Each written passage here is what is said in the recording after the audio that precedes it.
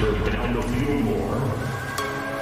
If he has time, fires one at his right. Start the tail off, and he's through.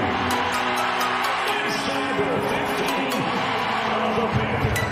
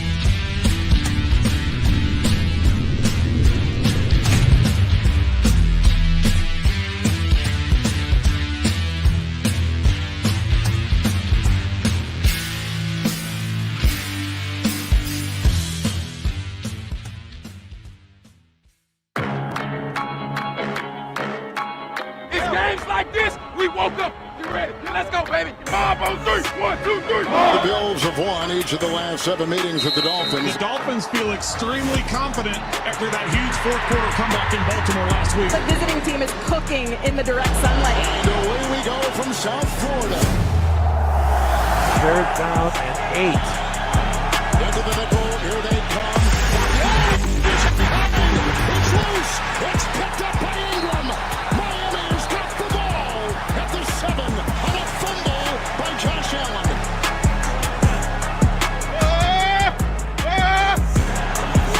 Edmonds, touchdown. And the Miami Dolphins have cashed in on the fumble by Josh Allen.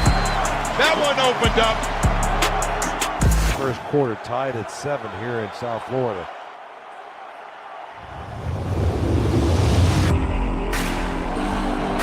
It's a 6-minute drive. Here they come. There he goes. Touchdown, McKenzie. Josh Allen has just thrown his second touchdown pass of the first half in Miami.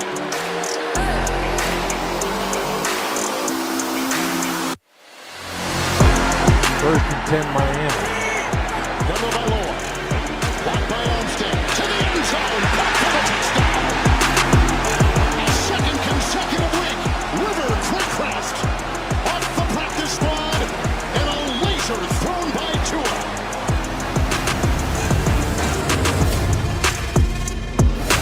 Third and 22. They need the 30. Time. Deep. Oh, he's got Waddle. Inside the 10. To the 7. 45 yards. First and goal now from the 3. Edmonds remains the running back. Edmonds knifing in there. Miami's got the lead. Touchdown.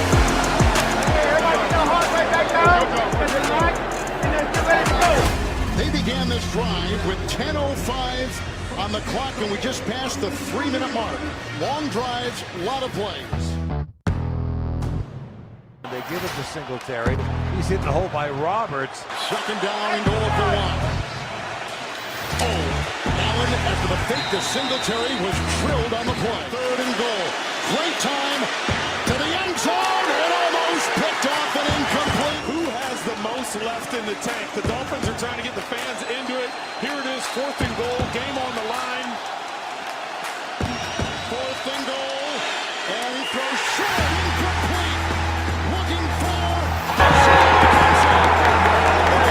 defense is held.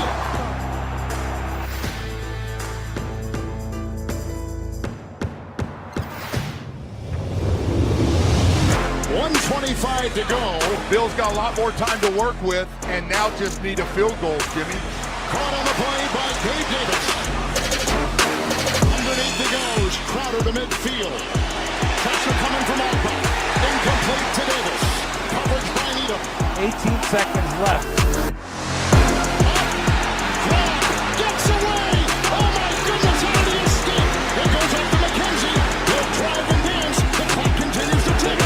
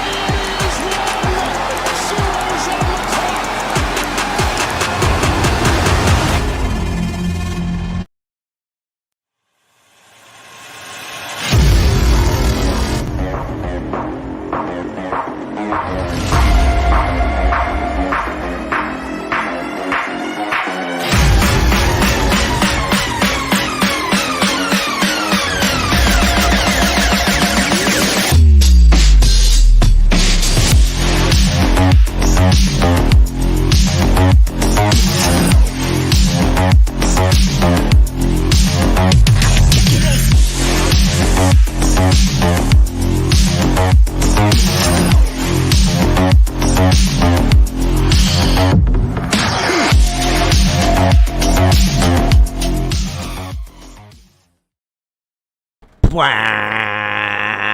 is happening, you guys, and welcome to another episode of the Finn's Tailgate. I'm all hung up over here, but I'm better now.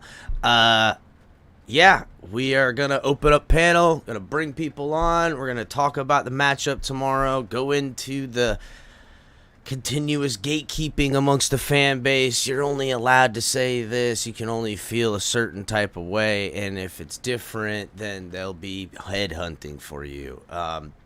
And then again, there's people out there that just want to divide things and want to create, friction and funny, but divisive to say the least. Anyhow, guys, make sure that you're hitting that like button, subscribing if you're new. If you're watching on Facebook and Twitter, Twitch is not working for me some reason today, so you can't be watching on there.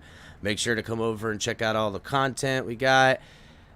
Putting Tonk 7 on hold for now, but color commentary typically on Thursdays. He will be on the show today and be doing some post-game. You guys catch Ali on Saturday nights, killing it with the late night exhale. It always get me, El Capitan, TFTG, the Finn's Tailgate. Cash App, Venmo, Super Chat, support the channel, everybody. You can also support through the links in the description. We got Backroom Collections over there. That's it. Hashtag TFTG will get you 10% off. Fanatics link is in the description as well. And then you get 10% off all the gear if you use, you get 15% off all the gear if you use offer code BILLSLOSE. So, alrighty. What's up, Color? What's going on? What's up, my friend? How's everybody doing today? Everybody doing good. Good. So after a night of dodging tornadoes, still here.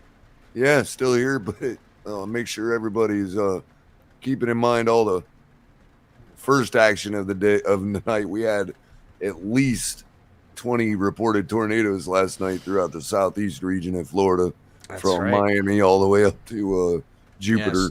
There's going to be some serious damage afterwards. Right now, Fort Myers is getting pummeled. It's starting to flood. It's getting worse. I got family there. They lost power at 2 a.m. last night. So everybody keep in mind, it's a slow mover. If you're not in the direct path, but you're on the eastern side of the mass, keep your eyes to the sky. Make sure you're watching for tornado warnings. They are frequent. This little booger. It's that backside of it where pulls those band winds and just causing tornadoes to pop up. I expect to see some a little bit more over here. It's just been raining, a little bit of wind where I'm at in the northeast, but it's not supposed to start destroying us till Thursday. So hopefully I'll be able to, be live for the game. We'll see. But yeah, guys, if you guys didn't catch it, make sure to go back and watch the Cincinnati film breakdown. We went into it. I got to be honest, not impressive out of their defense, to say the least. Not impressive on the execution out of the offense. Their line, first of all, they played the Jets. The Jets have nothing on us as far as that goes. What's up, Lewis? What's going on, boys? Nada, man. New avatar, huh? What do you got there? Oh, that was my son's last year in Pop Warner when we played in Orlando for the Super Bowl. Wow, look at that. I'm gonna pull it up. Let me see. Hold up. I'll look at it a little bit more. Hey, you big boy. Got to get him wearing number 19, man. You already know. Yeah. Yeah, Lewis, how are you doing over there as far as the storm goes? Now, it's not real bad. We're probably at like 25, 30 mile an hour winds. They're saying around like 2, 3 o'clock we should get like 90 to 100. So yeah, that's when it's going to start pummeling there. Raining like a mofo, though. The eye wall is currently the leading edge of the eye wall is currently making its way through Sanibel Island right now. Yeah, listen, I was just down yonder on that spot. You know what I'm saying? Pete, what's up, buddy? How you faring through the storm right now? What up, fellas? How you guys doing? You know what it is, Pete. Just What being. up, Pete? Well, right now, Being cool I as ran fuck. away from it. I'm good, just chilling, man. You know. Oh, you ran away? We've been through this before. Yeah, we Yeah. ran away. We ran away, man. Oh, word. That's the only way to do it, man. I got nowhere to run. My whole That's family it. lives in Florida. Unless I'm gonna go drop a couple of, G's somewhere. Where am I gonna go? I'm just saying, it gets much But past the that, thing is, and I don't got nothing to honestly, prove to nobody. honestly, I've never left Miami in my life, and last year I left, and I'm in Fort Myers now. And You're I in Fort Myers I right couldn't now? believe- No, not right now. That's where oh. I'm currently. I have to work and do what I do, but. Mhm. I heard people over there evacuating and stuff like that, and I've never dealt with a disaster elsewhere, so I'd rather just deal with it at home. You know what I mean? Like, Yeah, and I close was- to family. I was just living in Cape Coral for the last couple of years till I moved over here back up in the central east of Florida on the Yeah, coastline. well, Cape Coral's taking it up the Cape chute Coral's right now, getting man. it fucking My blasted. sister's in Cape Coral right now. Yeah, and shit. She decided to stay. I told her good luck. I Cape don't- Coral sits so low, bro. It sits so low. But yeah, my cousin's in Fort Myers, like in a spot that last time it rolled through, it damn near flooded their entire house. So, and you know what happened last time when it ran through Fort Myers? No power for No, I weeks, looting, stuff like that. It got ugly. It got ugly. Oh the yeah, it last got time. ugly. You're talking about Hurricane Irma? Yeah, I the lost power here in Miami for like 20 days. in Fort Myers. Almost it was 3 weeks. It was lost for weeks, and there was looting. It was like a ghost town. People were breaking into people's houses. It got real ugly because the flooding was so bad you couldn't even drive on like the regular streets. Yeah, but we endure. What's up, Mr. Paul? Hey, how's it going on? El Capitan, Caller, Lewis, Pete, how's everybody doing? That's Mr. Park. What's up, buddy? Just Mr. chilling, Paul, man. it's been a minute. I can't wait for this game tomorrow, Mr. Park. I gotta be honest, Mr. Park. I'm scared, bro. You're scared, Pete. Yeah, the I'm Bengals just- are scaring me right now. Why do you think they're finally starting to click and gonna start firing on all cylinders? I mean, listen, it is a short week. Defense played a shit ton, and it is the offense is the strength of that football team, and they did go to the Super Bowl. It's not like they fucking were a shitty team last year. They haven't looked good so far though, bro. 15 sacks is terrible. Yeah, to that point. But if you looked at their games, they've been in it, and Well, yeah, they have. it's just I know our defense, like I know we love our defense, and I've tried to say this, and I'm glad Estefan backed it up. It has not contained anybody or slowed really anybody down. We've gotten lucky at some points. That's just I pretty much will the say way I this, feel. Pete. Something I've noticed from the first much 3 better. weeks out of the defense, not really executing these blitzes all the time. They're getting chewed apart. We blitz a lot. Now some of them are hitting home. I mean, that's how Javon Holland gets the strip sack and stuff like that. But Brandon Jones, it's almost like they're seeing him creep up to the line. Unless he's able to hide, if they see him down inside the box, they know he's blitzing. So I don't know what Boyer needs to do. Does he need to have Bethel do that role and try to? But then again, Brandon Jones is kind of a liability out in coverage. So Yeah, I was just about to tell you. And not only coverage, Capitan, go look. We all see it. Every time they catch the ball on him, he does not make the one-on-one tackle. He gets juked every time right past him. He's the cleanup man. I mean, He is not a good open field tackler. And what can't find. I'm breaking up a little bit, Pete. Break it up, Pete. I thought you ran away from My the bad. storm. Well, yeah, I mean, I did, but I think it's because I have really low battery. That's probably what's going on. But I'm gonna back out and listen in the Gotcha. chat because I do have low battery, fellas. But what I was saying is, do you guys not see what I see with Brandon Jones? How he's missing open field tackles in one-on-one situations every game. I don't think I we've have seen him get make shook that a couple one-on-one times tackle yet. out in space. Yeah, we have not seen him make that tackle yet, I believe. So he's a liability in coverage, like you said, and also in the open field one-on-one tackling. That's all I don't said know about if I'd Brandon. call him a That's what I see. liability, but I see. Well, I mean, look, we saw freaking Josh Allen last week shake him right out of one. But I mean, It happens. You would like for him to make that tackle, especially a safety. I don't know if I'm willing to call him a liability out in space tackling and stuff like that, but it is something that is concerning, especially how run down the defense will probably be. But Mike McDaniel said that, and he seems to be motivating the guys in the right way. He essentially said that, look, these guys are going to get time off if they win this game. If they lose, ain't going to be no time off. So, he said that in his interview yesterday. But I don't know, guys. I'm not I doing the breakdown last night and going through all the film. I'm not impressed at all about what the Bengals are doing. Not even a little bit. They seem very, I don't know. It doesn't seem real. It seems real bland of an offense. Didn't seem to be a lot of trickery, a lot of nothing. They use those little passing in the flat routes instead of running back. Kind of like, it's just between that's effective when they get some stretching, when they go 3 wide or 3 wide on one side or 2. They have some effectiveness because they got skills, but I don't see, amazingness out of that offense. I'll be honest. It's not the offense I saw in the playoffs is essentially what I'm saying. I agree with that. Yeah, they look like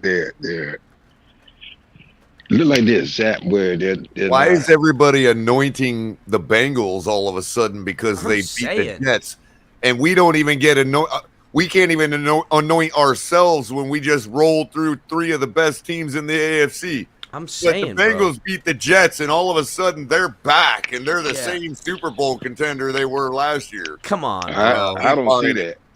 I don't see that. No, how could you? How could you see that? That's ridiculous. It's the Jets with Joe Flacco, who, looked lazy on 3 plays that were timely costing plays that I noticed. That freaking screenplay he did was so ugly. He backpedaled with no pressure in his face, got deep on it in the shotgun, and really just made that play so easy to spot. It was terrible. It was terrible. Yep, I'll use Pete's point against him. Shouldn't the Bengals have put up more than 27 points against the Jets? They should, but they just don't look like themselves. From what little bit I've seen of the Bengals, they don't look like themselves. So I don't know. I can't say what's going on with them because my man right now is mostly on our team. Listen, they play a lot of press man on defense, Mr. Paul. They play a lot of press man, single high safety. If you think you're going to win against the Dolphins offense with a lot of press man and single high safety, you're fucking sadly mistaken, bro. You are sadly, and they don't bring any designed blitzes. Their linebackers just sit off the ball a lot of the times. It is not impressive. It is not creative on both sides of the ball. It is super pro style offense, pro style defense. Yep. Just do that. And they really just allow their playmakers to hopefully make plays. And dude, it's not impressive. It really isn't. And the Bengals are suffering from this idea that their Super Bowl appearance last year is going to win them games for them this year. I know, right? Like people are going to lay down against them or something like that. It's insane. They're actually feeding Buffalo's argument that the wrong team was in the Super Bowl last year. 1,000,000%. We just beat Buffalo. You think I'm scared of the way the Bengals are playing right now? If you think I'm scared of that team based on just beating the Bills, no, not even close. I'm with color on that. I'm not. I'll say it again, 45-21 Miami. Shit, I had it originally 24-23, and I still think it'll be close, but not closer than what Color's predicting. But I'm going big or going home this week. I'm thinking 24 or 27 for the Dolphins, and only 17 to 13 points for the Bengals. That's what I'm thinking. See, that's where I'm kind of more with Cap. I had it 31-17 Dolphins. Yeah. I had it 31-17. I thought it would be somewhere around there. But I can see like a 28-17, 24-17, something like that. Yeah, for sure. Mm-hmm. Yep. Yeah, the Bengals just don't look like themselves. I can't explain it, but that's okay, man. Our team looks good, is looking good, so I can kind of care less about the Bengals, I hate to say. It I mean, they don't look like that defensive line that came alive in the playoffs, getting organic pressure with four. It doesn't look like that. I mean, okay, they got that D tackle in the middle, so you can't really run up the gut on them. And when their linebackers play gap control, they're able to stifle runs on the outside. But the Jets had zero creativity in their pre-snap motions or anything like that. They run single back with two tight ends a lot. Their tight ends can't fucking block. I got to be honest, bro. If they think they're going to be able to take care of the Dolphins the way they did the Jets with the way they blocked and how their run concepts, they're fucking screwed, bro. They're totally going to be in the shitter. Yep. And where's Mixon been? Well, he hasn't been running the ball for shit, but he's been pass catching. 12 carries for 24 yards, 2 yards a carry. Yeah, his effectiveness in their game plan is pretty typecasted at this point. They use him on a little play action as a single back, either to the left or the right of him, and they take it on the short side of the field with a slot wide receiver there, and stack the line on the other side with a tight end, and they literally shift the linebackers, use the wide receiver to come on like an in type of route to drag the linebacker out and roll him out with a little pass dump off in the flat to have him take. It's so fucking vanilla. I'm looking at that Bill Lazor garbage again, and I'm thinking, wow, how'd this team get to the Super Bowl last year with this type of shit going on, bro? How the hell?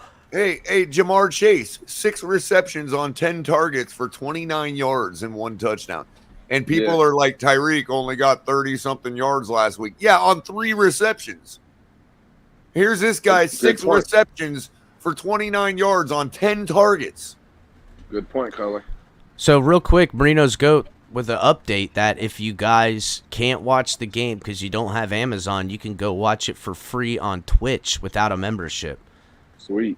That's fucking cool as hell, man. Word up. Yeah. Amazon totally being cool. Good deal. Listen, let's just be honest. The best thing about the Bengals tomorrow night from what we're going to see is those uniforms. Because I don't give a damn what no one says. Them bitches, them white on black, them bitches go hard as fuck. Well, it's the zebras now, but they look clean as a motherfucker. I ain't going to lie. But they ain't no Bengals no more. Yeah, nah.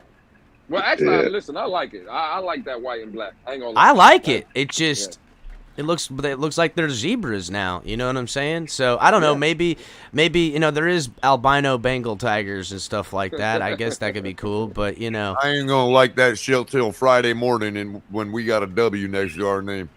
I'll like it when we get the victory and Javon Holland trades his jersey, and I'll like the one he gets signed from Joe Burrow with the game ball on the strip sack for the touchdown and shit. Yeah, there you go. There you go. I'll like it then.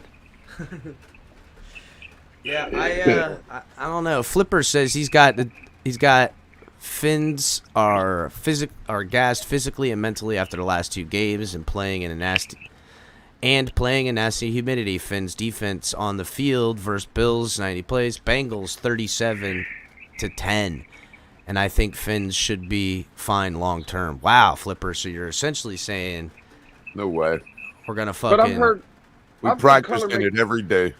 And not only that, but I've heard Color make the point, and I agree 100% with fucking Color.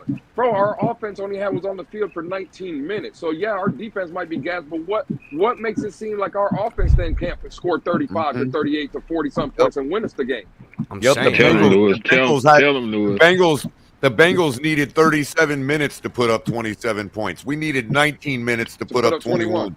Exactly. I tell you right now, the white uniform's going to look real good on Joe Burrow covered in grass. And we were playing the Bills on the ground. That white going to be green as a motherfucker here directly. And don't miss this point either. Bitch be looking like he played for the Dolphins come the end of that football game, all awkward out and shit. And don't miss this point. We were playing the Bills defense, and we put up 21 on them in 19 minutes. The Bengals were playing the Jets defense and took 37 minutes to put 27 points up. I agree. Good point. I'm sorry, even with the guys lost on the Bills defense, they have nobody as good as like Von Miller or even equal to, or just the talent that the Bills are able to keep on their defense with I mean, listen, it was just very vanilla, bro. That breakdown really was, I don't want to call it eye-opening, but I got to really look, and I'm telling you, it was ugly. Eli Apple is going to be owned by Tyreek. I don't know. I mean, listen, Eli Apple's pretty decent, but yeah, I mean, Tyreek owns everybody. Let's be real. No, but Tyreek's coming in with extra motivation. He's still pissed at Eli Apple for last year. I think Tyreek Hill is looking to have a Tyreek Hill type of game. 2 touchdowns, 180 plus yards. He wants to show out. The whole world is a watching. It's the only game on prime time. He gonna want to show it out to he gonna want to make sure his quarterback got bomb ass numbers. And what's golden is that Waddle ain't nothing to sneeze at, bro. Like I'm just saying, bro. Like Tua could really ball the fuck out. Color, you're right. It could be 4 for 400 in some situations. And don't forget River Craycraft and what's the other? I received what we still got Cedric Wilson and I haven't seen Cedric Wilson pop off yet, and it's almost like they're. I don't know. I mean, I've seen him in some good blocking downfield, and I've seen him out of the backfield block a couple times. It was pretty decent, but like, I don't know. I feel like they're having him sit on ice a little bit, and they're gonna dial him up when the matchup is specific. Well, he still also has that rib injury, so they probably had him in the back burner with that. Okay, that's true. That's true. What's up, Russell? What's up, Russell? What's up, fellas? Man, I'm just excited to go 4-0. I mean, I'm here in Ohio. My brother will be at the game. He's taking his boy there. This is my nephew's first professional NFL game live, so he's going to have a blast. Ever so more important that we win so he can see it. Yeah, that's right. You want to have them get their wins in. You know what I'm saying? So when they as much as it pains me to say this defense is going to be extremely fatigued, but they are going to really need to attack their O-line because that's the Bengals' weakness. Hey, if they want to throw Joe Burrow off, they need to put pressure on him. Russell, I would agree with you, but Miami didn't practice any of their defensive players. They had them just watching film and walkthroughs, which is good because most of them know what their job is anyway. So you don't need to put them out there to let them get their rest, let them do their walkthroughs, let them watch film, and we'll go with it there. Well, hopefully that pans out and gives them the extra energy they need because I know that. I know the Bengals they only get one day off. They got 3. The Bengals are about as good at running the football as we are, even though they have Joe Mixon. Yeah, they haven't been executing their run at all, bro. In fact, Joe Mixon's looked pretty rough from what I've seen. Their defense, they don't really have anybody outside of Jesse Bates in the secondary, but their front line's not terrible. They're going to be able to apply pressure, but I think our O-line's better than their O-line. So I think in terms of that matchup, our D-line should win and our O-line should win in the trenches, and that's really what matters the most in these games is when you got to start by winning in the trenches.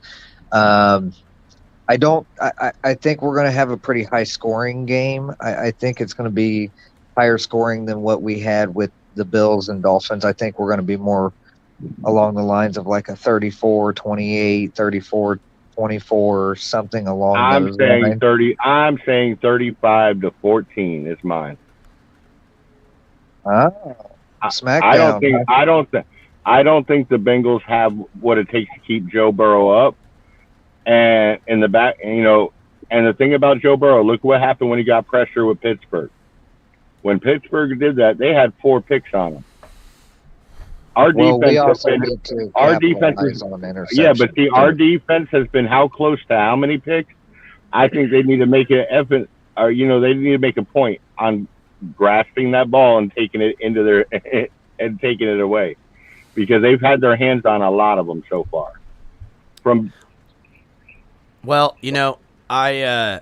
My original prediction was it was going to be like 23-24. I thought it was going to be a close game, ground out, Thursday night football, stuff like that. Defense did play a lot, but I can't help but feel that like this defense is going to take care of business. We know it's going to be a dogfight. I can't remember a Dolphins-Bengals game that wasn't an absolute, dirty football game. Guys are getting chippy, little scuffle comes out. You know what I'm saying? There's going to be the drama is going to be huge in the game. Hey, because Captain, of the physicality. Did you watch Fat Man show? Did you watch Fat Man show last night? No, I wasn't able to catch it. Fat Man put on the old clip of Brian Cox wanting to fight the whole Bengals bench when he hit Pete Stoyanovich cheaply. So it goes way back. Oh no, it's been like this forever. It's been like this forever. I've never remember a Bengals game where it was like, okay, Dolphins go against, I don't know, friggin' Raiders. Doesn't get chippy like this, and we've had some damn good Dolphins-Raiders games. You know what I'm saying? It's more like Dolphins-Buffalo when it's Dolphins-Bengals. So back-to-back weeks, we're going against teams that are cheap, that take cheap shots, that, shit-talking's going to be on full blast, and you know for a fact that there's probably going to be a couple of fists thrown at one point in time in the game.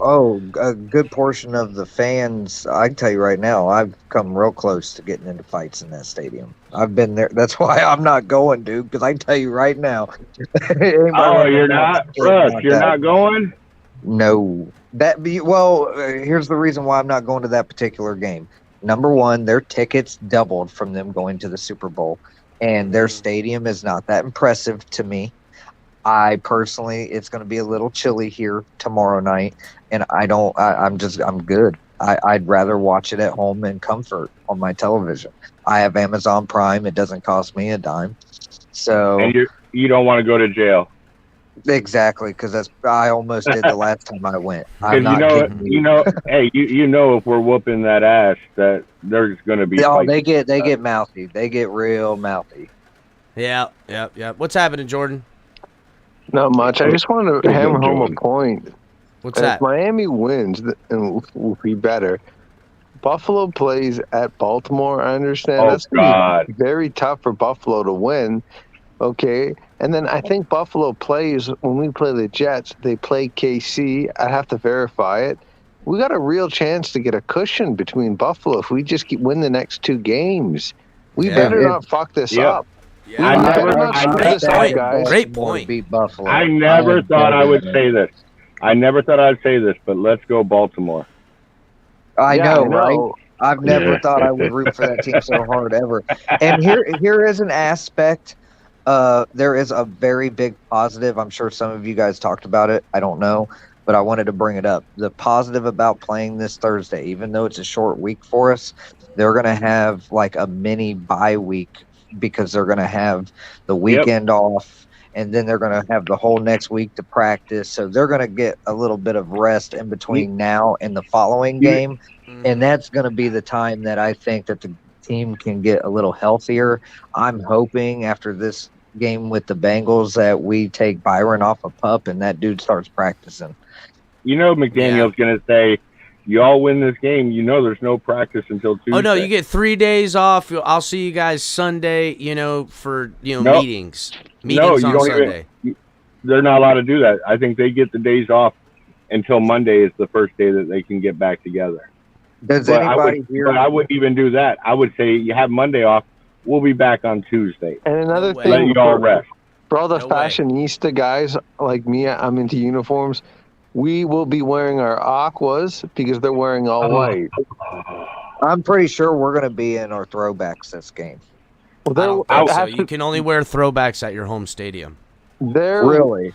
Yeah, they're wearing. They don't have only wear throwbacks throwbacks at your old stadium. Yeah, you have to wear them at your stadium. I don't know. So I could be wrong. But Dolphins didn't get a color rush this year. At least I didn't see one. No, we got to go all green. We should go all aqua. I don't know. I'm gonna friggin' make some color rush uniform colers and send it to the Dolphins because I think we can really take that on. Well, the instead Bengals of will be looking in all like white. tigers, they look like zebras. That's what I said. We got to hunt them down. So, the other thing I wanted to bring up real quick is, in case any of you did not know, or was not aware, the last time this team went 4-0 was 1995. Don Shula was still the head coach, and Dan Marino was still our quarterback. That is how long it's been since this team has gone 4-0. It was October 30th. October 1st of 1995. We go 4-0. I have a feeling we're in for a long streak of wins. I mean, look. Remember, but we better not relent. This team has a history. We go 4-0. We get 10 days before we face the Jets, and it's the Jets. Remember, you know what I'm saying? It's the Jets. So, and I'm not saying look through them or anything like that. They're going to play us the hardest they can absolutely play anybody, but I can't see McDaniel not knowing how to scheme and beat the hell out of Saleh, them knowing each other so well. Maybe the other way around could come back to bite me, but I just don't see that happening. Well, you heard what Saleh said about McDaniel. About Cincinnati. You heard about what Saleh said when McDaniel got hired. He's like, damn, he's in our division. I didn't want him in our division. You honestly want to know the most valid point in terms of what we should consider Mike McDaniel? Because this is how I know he is a head coach. The San Francisco 49ers offensive scheme, offensive production, everything is gone. Yep. So I think that we officially know why Kyle Shanahan did not want to let go of Mike McDaniel, because Mike McDaniel ran his damn offense. He been simping him this whole time. And essentially Kyle doesn't have that same groove that Mike does. I think Mike was really running the show, and people aren't giving that dude enough credit. And I think he sat back, did what he needed to do to get to the point where he's at right now, and he's taking advantage of it. Mike McDaniel gives me chills. You know how we know we got a head coach? Go ahead, Mr. No, Falk. go ahead, Todd. I say something. No, go ahead, Mr. Falk. Go ahead, Mr. Falk. No, I want to kind of piggyback on what Russell said, but here's my view of Coach McDaniel. I look at him as kind of a mad scientist, and as soon as you think that you have him figured out, he comes up with a new formula to mess you up. So I kind of look at him as like a mad scientist, or one of those nerdy guys that got the little thing in his shirt pocket with the pencils in it and what have you. And like I said, anytime you come up, anytime you just when you have the Dolphins figured out, he's gonna change. He's gonna change up and throw you off balance. That's what kind of coach I see him as. And the thing I like about Mike McDaniels is he's an offensive coach, offensive-minded coach. No ducking it. But you notice how the defense respects him, how much the defensive players love him, and you notice he had no problem bringing in Ingram, a veteran presence. When we were all complaining to get another offensive lineman, he went out and he let Greer do what Greer does and get Trey Flowers. You know, he doesn't look past the offense or the defensive side of the ball. He even stated that he would be pushing Greer to draft a edge player every year. Yeah, he said he loves some D-line. Yeah, but he loves football. He is a football mind. Well, think about it like this: when you're so smart and know you're so smart and doing all this stuff, and then the only thing that could stop it is just a guy that you've accounted for in blocking, just beat the hell out of everybody and ruin it. Those are the types of people that make football special on the defensive side of the ball. It's a guy who can get from one position to another and make plays on the ball and intercept and change the game. Everyone loves those dudes. But to an offensive mind person, they're accounting for Von Miller and chip blocking him and taking care of stuff like that, trying to neutralize him. Well, if there's someone special and they're just special and they can just beat everybody 2-on-1 or just wreck your game plan with their moves, they look at that and they go, damn, man, I need some of that. You know, because I've done everything to account for this guy, and look at what he's doing. I need that on my football team. You know what I like most about Mike? He's making me look good with my 14-3 prediction at the beginning of the season. Fuck yeah, he is, bro. I'm starting to think you might be right, because I was originally 12-5. People have been giving me shit about it, but I could see this. I kept it real. I said 11. I said 11 and get in. But Russell, you remember? Chris, Russell, you remember me saying 14. 15-2. I think we lose to Buffalo and Buffalo. They're pissed. I don't think there's anything we're gonna be able to do to stop that. It is what it is. I don't know. I think the Dolphins, if the Dolphins run game's clipping like a mofo come that time, we can flip that script and us have the 40 minutes of time of Russell, possession. you know, and just run the clock out and keep them, and especially because it'll be cold, probably snowing and windy and shit like that. Like, yeah, they can still do the Bills' offense and throw the ball downfield, but Wait. They were in our weather and they didn't throw the ball downfield. Everything was within 5 yards. Exactly, bro. I think figured out here's the best thing. way. Here's the thing. The difference with Buffalo and us. Buffalo is Buffalo right now. This is who they are. This is not who the Miami Dolphins are. We're still learning. That ain't no lie. That's what I've said it a couple times now. I've said it a couple times now. We literally are 3-0, and the team hasn't played a complete game on all phases of the ball, and that's fucking crazy. The complete playbook, they haven't established an identity yet. They're still working on that as well. Exactly. So if once they figure out an identity, and once this whole team gels, which I think is going to be between week 8 and week 10, that's when people really need to be hold on. Do you think it's a real? I don't think it's a big deal. We haven't figured out an identity. Because you heard what Mike McDaniel said. He's the type who's going to change things up game by game. He's fluid with how everything goes. The identity is just the fact that we're not going to be the same team for each week. Honestly, that's been our history. McDaniel's bringing to this team a winning identity. Yeah, an actual game plan of a fucking football team is what it is. There's a vision, and it's an it's not a passing identity. It's not a running identity. It is a winning mentality. Yes, right. Football identity. Getting away from that one-dimensional, because for years. Maybe they have figured out who this team is. Well, I mean, it looked like we would run the ball for the sake of, hey, we got to run a football every now and again, not to run with purpose, not to use this formation and run it a certain way to then do it again later. And I seen that with the Jets. They ran this same formation where they brought number 10 Barrios in motion, and they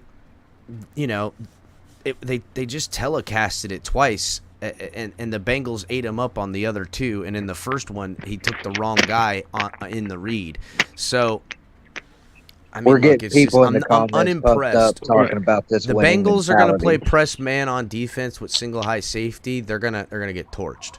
That's all there is to it. Hey, but think about it. The Kansas City Chiefs, they have an identity. Patrick Mahomes passing.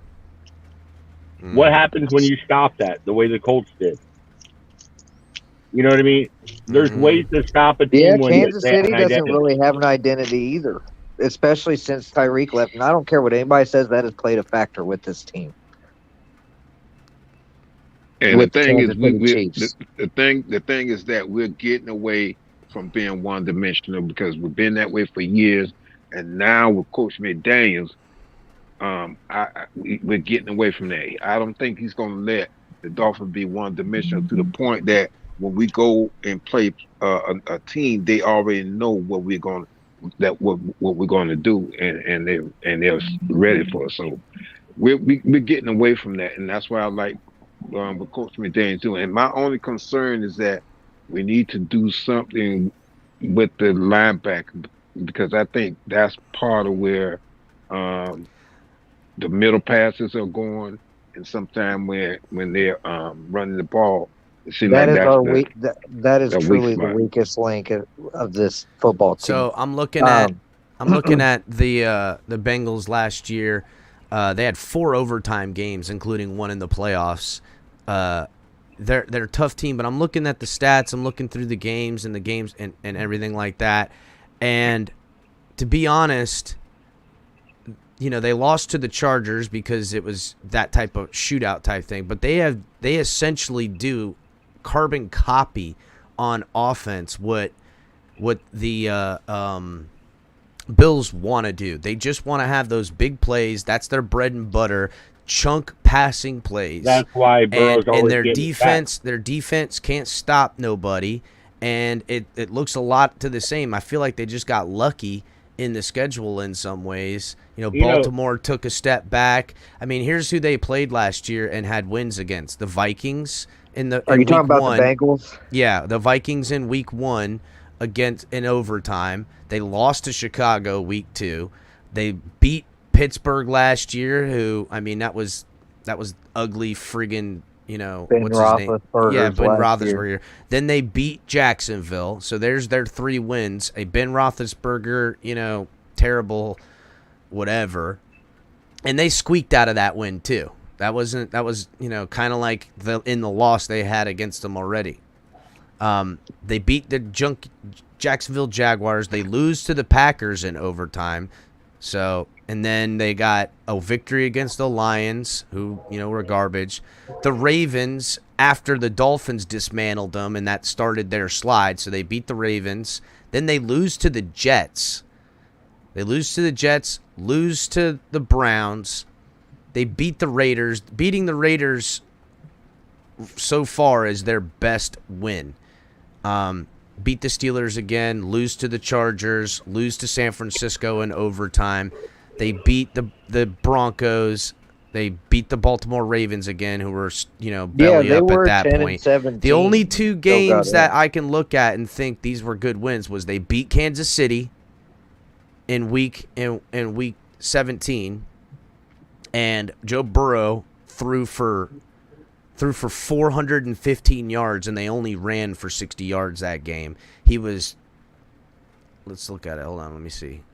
Oh, but what was Kansas City? What were they doing on their side of the ball? I don't know. Let me see. The Bengals gave the Kansas City Chiefs trouble for some reason. They always have. Well, they play their game in that way where, it's offensive firepower versus offensive firepower. And that's how they were able to. That's how they were able to get it. Let's see. Hold on. I'm trying to pull up the stats here. See, it's only giving me the Bengals. You know what? One of the biggest plays of this season wasn't even a pass, and I got to give El Capitan for calling it. The run, 33 yards down to the 7-yard line against Baltimore. Mm-hmm.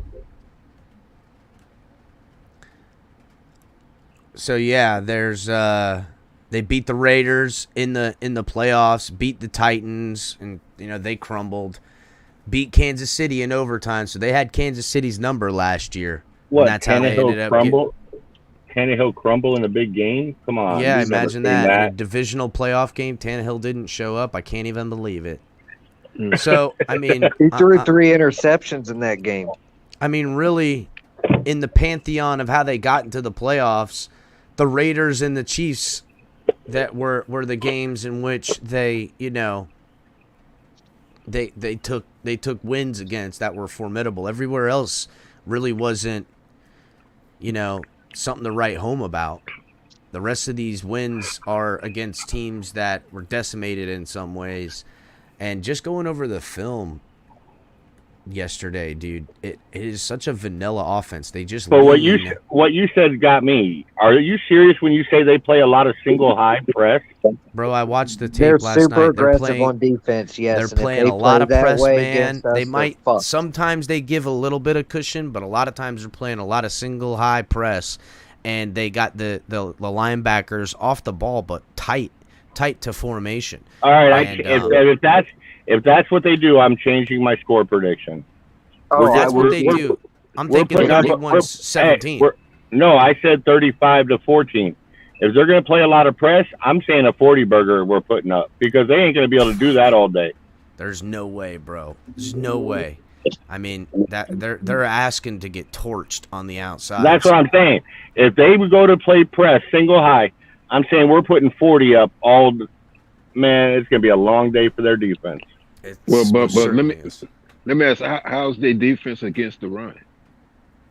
Their defense up the gut with their D tackle, that big boy in there, in the middle of the field, they're pretty good, and they are okay when their linebackers play gap sound, especially when the runs are to the strong side of the line or the formation. They're able to, hold their blocks and get sideways to allow the linebackers to fit the gaps to keep runs to the outside manageable. But runs to the weak side, whenever the Jets or teams are getting a little bit more motion. I mean, listen, we'll run like an offset eye and have the running back go to left while the fullback goes right, and if their linebackers get sucked up, he's going to be able to have open grass to get to, and they come Their down best good. defensive lineman's Trey Hendrickson. That's right, and he's pretty good, but there's a way to neutralize him. And he's not really great in pass. Well, I didn't see him. I can't remember if rushing. Geno Atkins still plays there or if he retired. No, I think he's retired. That's what I thought. Yeah, it's not that Bengals defense I'm used to seeing up there. They always played pretty good. Back when they had is Lou Amarillo still over there? I have no idea who their defensive coordinator is. I think so. I think so. He is. Yeah. I don't know what happened. He used to be pretty good at stuff. What's going on, Dolphins lifer? What's going on? What's going on? I think so. No, they got that dude Reed is out for them. DJ Reader. DJ Reader's out? Yeah. Oh, really? Yeah. He's one of their best guys. Yep. Yeah, he's a captain for them. Yeah, he's one of their best guys, dude. He's their go-to pressure on the outside. That pisses me off. I want him in there. I want him in there. Yeah, I me want too. all the players. He's a run stopper, bro. He's a run stopper. Man, yeah, dude. he's out. Well, you know what? More reason for. I mean, listen, I didn't see a lot of. It was Leo just real Collins basic. Leo Collins is questionable. Yeah, they're not feeling good about it. But you know what? That might be better for him because Lyle Collins has been playing like shit all year. So, just being real. I mean, look, could you imagine where we'd be if Austin Jackson's been playing these last 3 games trying to figure out right tackle versus to friggin' having Little out there? Can you believe? Hey, can you believe Tua's 71% on plays over 31 yards? Or over 30 yards? Yes, I mean, I kind of can. Knew he could do it. I kind of can. Doesn't he lead the league in 20-yard throws? I think he leads the league in leading. Yeah, he leads. I'm pretty sure he does. I'm pretty, and all the downfield stats, I'm pretty sure he's either number 1 or number 2 in all of it. Bro. He leads the league at 9.2 yards per attempt. What's up, Moss? Big difference when you got an offensive-minded coach, when you got an actual offensive coach, period. Real quick, Most, we're doing all right where I'm at. Been quite a bit of tornadoes down in Miami, East Coast area, but on Fort Myers, Southwest Florida is getting obliterated right now. A lot of places out of power, a lot of flooding going on. That's where Fort Myers is at like 70. Is at like 7 feet of water right now. Yeah, and it's pretty ugly. And not only that, the storm is slowing down, and that's the bigger concern. It's going to be slow moving, which means it's going to do a lot. It's going to do more damage as far as water and wind goes. And what's up, down Robert? in Miami, we're still on the tornado watch until there was 20 touchdown tornadoes in the Miami-Dade area. Yeah. So 20. Yeah. So there's gonna be a lot of cleaning the state up when this is all over. So. And where I'm at, started raining last night, and it's been straight pouring, like a not real thick rain, but straight pouring the entire time. So it's probably gonna flood like a son of a bitch around here. What county are you in, if you don't mind me asking? I'm in Flagler, just north of Daytona, just south of St. Augustine. What are they saying you're gonna get there? What? What are they saying about you guys? When it comes to cross. Honestly, bro, I gotta be real as fuck. I don't watch the news. I don't give a shit. To be honest, I'm right above you right now. I'm in. I really don't like. I don't trust them enough to take them at the word. Like I'll take there's a hurricane coming. I'll prepare, and I'm gonna prepare the way I prepare. If I think I got to get out of somewhere, then maybe. It's not directly hitting me at a 5. I mean, listen, I've sat through 5s. Where the fuck am I going to go? I didn't even know you were that close. Captain, I didn't know you were that close. Oh, word? Where you at, Todd? I'm in Jacksonville.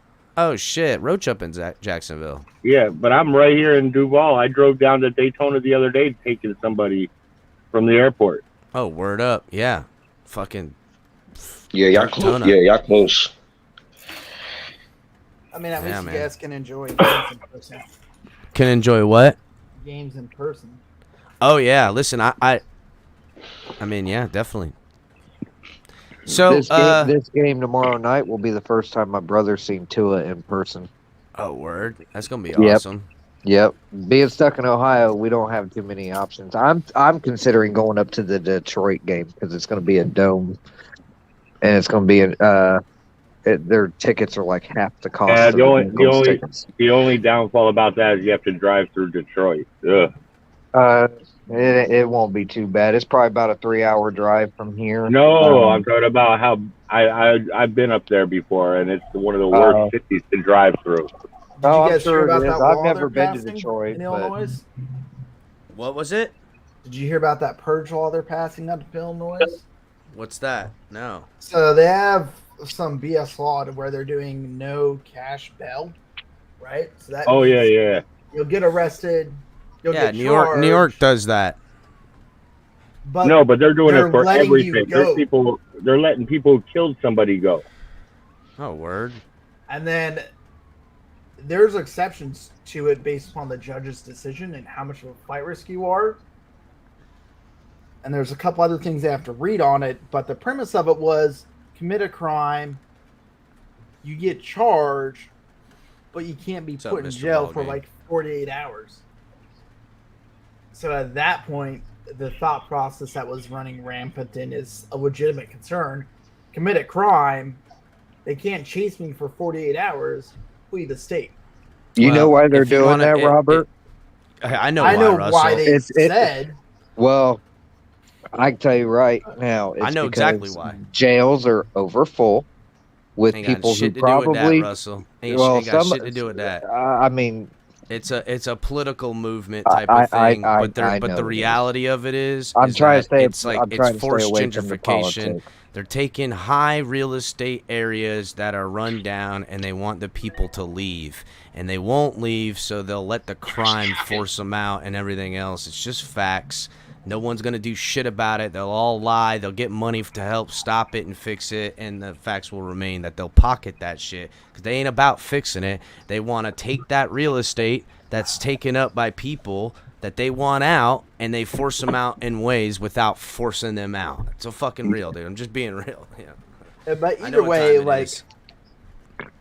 the sheer thought process of it to me, and I don't mean to run like everything down this tangent, so I'll say this and then kill it. But the sheer thought process of that being a thing in the United States is concerning. Yeah, Very, you know very what? concerning. Sucks, man, because there's ways to be financially trapped in this country, as everybody knows, and I it puts agree you in with you. situations that you don't want to be in. But we're gonna start the purge in Cincinnati tomorrow, just so everybody knows. That's where the real purge is going down. Dolphins are gonna eat some zebras. Apparently, we were ready for Bengal tiger, but looks like we're gonna have zebras instead. And we're So wearing what was the teal. most We're wearing teal on ridiculous teal. take you guys saw after our win? What I is keep it? getting the feeling. Oh, What was the most ridiculous take you guys saw after we won? Oh, I mean, listen, the most ridiculous take has been the one that's been like the sun. I mean, The injuries, that one. Oh, like, the most ridiculous take I seen was a guy was like, you beat us by 2 points against second stringers, is what they said. And I was like, are you fucking kidding me, bro? Your offense had the ball the entire game and you still couldn't grind it out. I mean, what the hell? Literally the entire game. Literally, bro. Literally. So I went back and I watched just a Buffalo podcast to break down the offensive play of the game. And they're like, this coverage is phenomenal. The way this defense played us, there's no way anybody besides Josh Allen doing that. And Josh Allen played a game. I'm like, you're 100% right. I don't think they'll face another defense that difficult to deal with again. Nah, And I hell no. don't think you're anybody besides Jackson or Miller can handle the way that was done. I mean, really, as far as what the Dolphins did to the Bills, the only other scenario that it could have gone where we had our way with them is if we got a couple of those interceptions that we dropped for I more was just about to say possessions. that, man. And it's also, a different ball game if we catch at least 2 of those, man. Two At of least those 2. is a whole different ball game. Yeah, and then whole also, different ball game. if the run game is running sound, which it has been running okay, but like, you know, I really feel like we haven't even seen the vision of what Mike McDaniel wants to get done out the run game. And then, like, say, you know, you can go against the Bills and beat the Bills because one of your guys just goes off today, you know, but that's nothing to live by. This team has guys that can do that while having execution from everyone else. That's why it's such a good football team. This football team plays both sides of the ball, all 3 phases, we'll say. And I mean, look, who can compete? I mean, there's great football teams out there. We can say that about a lot of football teams. I mean, where's Tampa Bay at right now? You know what I'm saying? They look like shit. I think the top 3 teams in the NFL, it goes with Philadelphia, us, and Buffalo, and everybody else is a step behind. I agree. I gotta see. Yeah, I want to see Philadelphia. I haven't seen them play yet to make it right. I haven't seen Philadelphia play anybody of noteworthy. Philly either, got a soft schedule. They have a very soft schedule. Yeah, what are we talking about? I got Philly winning like 11, 12 games. No, but they do have a decent defensive line and a good offensive line. So they're kind of complete on both sides of the field. They got Slay at one corner. They have a secondary. I'm just saying, there's certain teams that are just complete, and these are like the 3 I think are complete. Because even with Kansas City, you can go great offense, but what about their defense? They picked up that corner from the Saints too. Gardner Johnson, I think he's pretty good. So real quick, guys, 100 in the room watching. Get the likes up. There's only like 37 likes right now. Oh, come Need the on, likes y'all. to Come get on, up. hit the dude. like Come button, on. huh? Hit the like button. Need that done. Gotta help out. The algorithm is holding the channel down because with all the videos we've been putting out. So get them likes up. You know, help a brother out. Go ahead. Like the only reason I would disagree with you is Mahomes is a different kind of animal. So I actually misspoke earlier because Mahomes would probably handle the defense really well as well. But like, he's different, man. He's way different. This is why I don't watch the news because it's ridiculous. Just real quick, this was shared to me. This lady, they obviously brought the wrong waterproof microphone out, so they have like the other one, and they literally put a condom over the microphone. Like, look at this. Goodness. That's a condom, bro. That's a condom over that microphone. Funny. That's ridiculous, bro. Like, how in the fuck? What the fuck, bro? How the fuck this guy? Like, that was like, where's the umbrella at, bro? Where's the umbrella? Like, bring an umbrella out. You don't need to be in the rain for the optics. Like, the condom on the microphone. Bad move. Bad move. Jeez, this is why I don't watch the news right here. Right here. These are the people that are going to tell me and educate me. I fucking think not, bro. I think not. Okay? That ain't fucking happening. Sorry about that, guys. And anyhow, I just seen it. I was like, Jesus, are you kidding me right now? But yeah, you know, again, the breakdown of the film I did last night, Color hung out and looked at it too with me. It is a vanilla football team. You know, all the Bengals are, and I'm going to be real as a motherfucker. I haven't looked at them. All the Bengals are, as far as a football team is they're the 2016 Dolphins. That's what they are, with a better quarterback that is better at playing quarterback and has better pocket presence than Tannehill was that year. That obviously better offensive weaponry in what they have, and that's it. That is literally it. They are carbon copy from that football team. How they run their defense, how they run their offense. That's what they are. They just got higher production out of their offensive weaponry. They got a better running game, you know, and they just have better weapons at all positions on offense and a better quarterback. That is it. And they made it to the damn Super Bowl. Think about that. They made that to the Super Bowl. It's not good. Like, They do, Von Joe. They do protect some mics, bro. Obviously, be protecting my mic before too. You right. Oh, goodness. Vondra, did you lose your mind I'm this not morning sure. listening to all the shenanigans? Oh man, I caught a little bit of it. It was I've lost my mind a little bit. yeah. I listen. The fan base should be coming together quite a bit. There's a lot to agree upon. What I don't like is people thinking that just having a different opinion. I know there's plenty of people that are still not sold on Tua, and maybe that's even okay. That's maybe okay. even not sold on him for a lot of reasons. I mean, look, bottom line, there's still injury, longevity concerns with the kid, but he has overcome so much in these last 3 games as far as hold on, so I got some feedback from somebody. I think it's you, Dolphins lifer. That was me, my bad. No problem. But yeah, there's so many good things to like, and I don't need everyone to agree. But damn, dude, there's a lot of people looking to fuck out of here with your receipts, homie. Get out of here, bro. When people try to keep receipts on people and all that, this is how it goes, and it's ridiculous. What's up to a time? What's up to a time? Whoever that is. What's happening? Man, how you doing? It's Rashad. Aloha. Aloha. Aloha. Kind of breaking up a little bit to a time. Can't hear you. Got a little bit of. Are you caught in the storm in South Florida? Kind of breaking up. Breaking up a little. Yeah, we can't hear you, Dolphins lifer. Maybe get some service. So yeah, the film is unimpressive out of their defense. No exotic blitzes, nothing like that.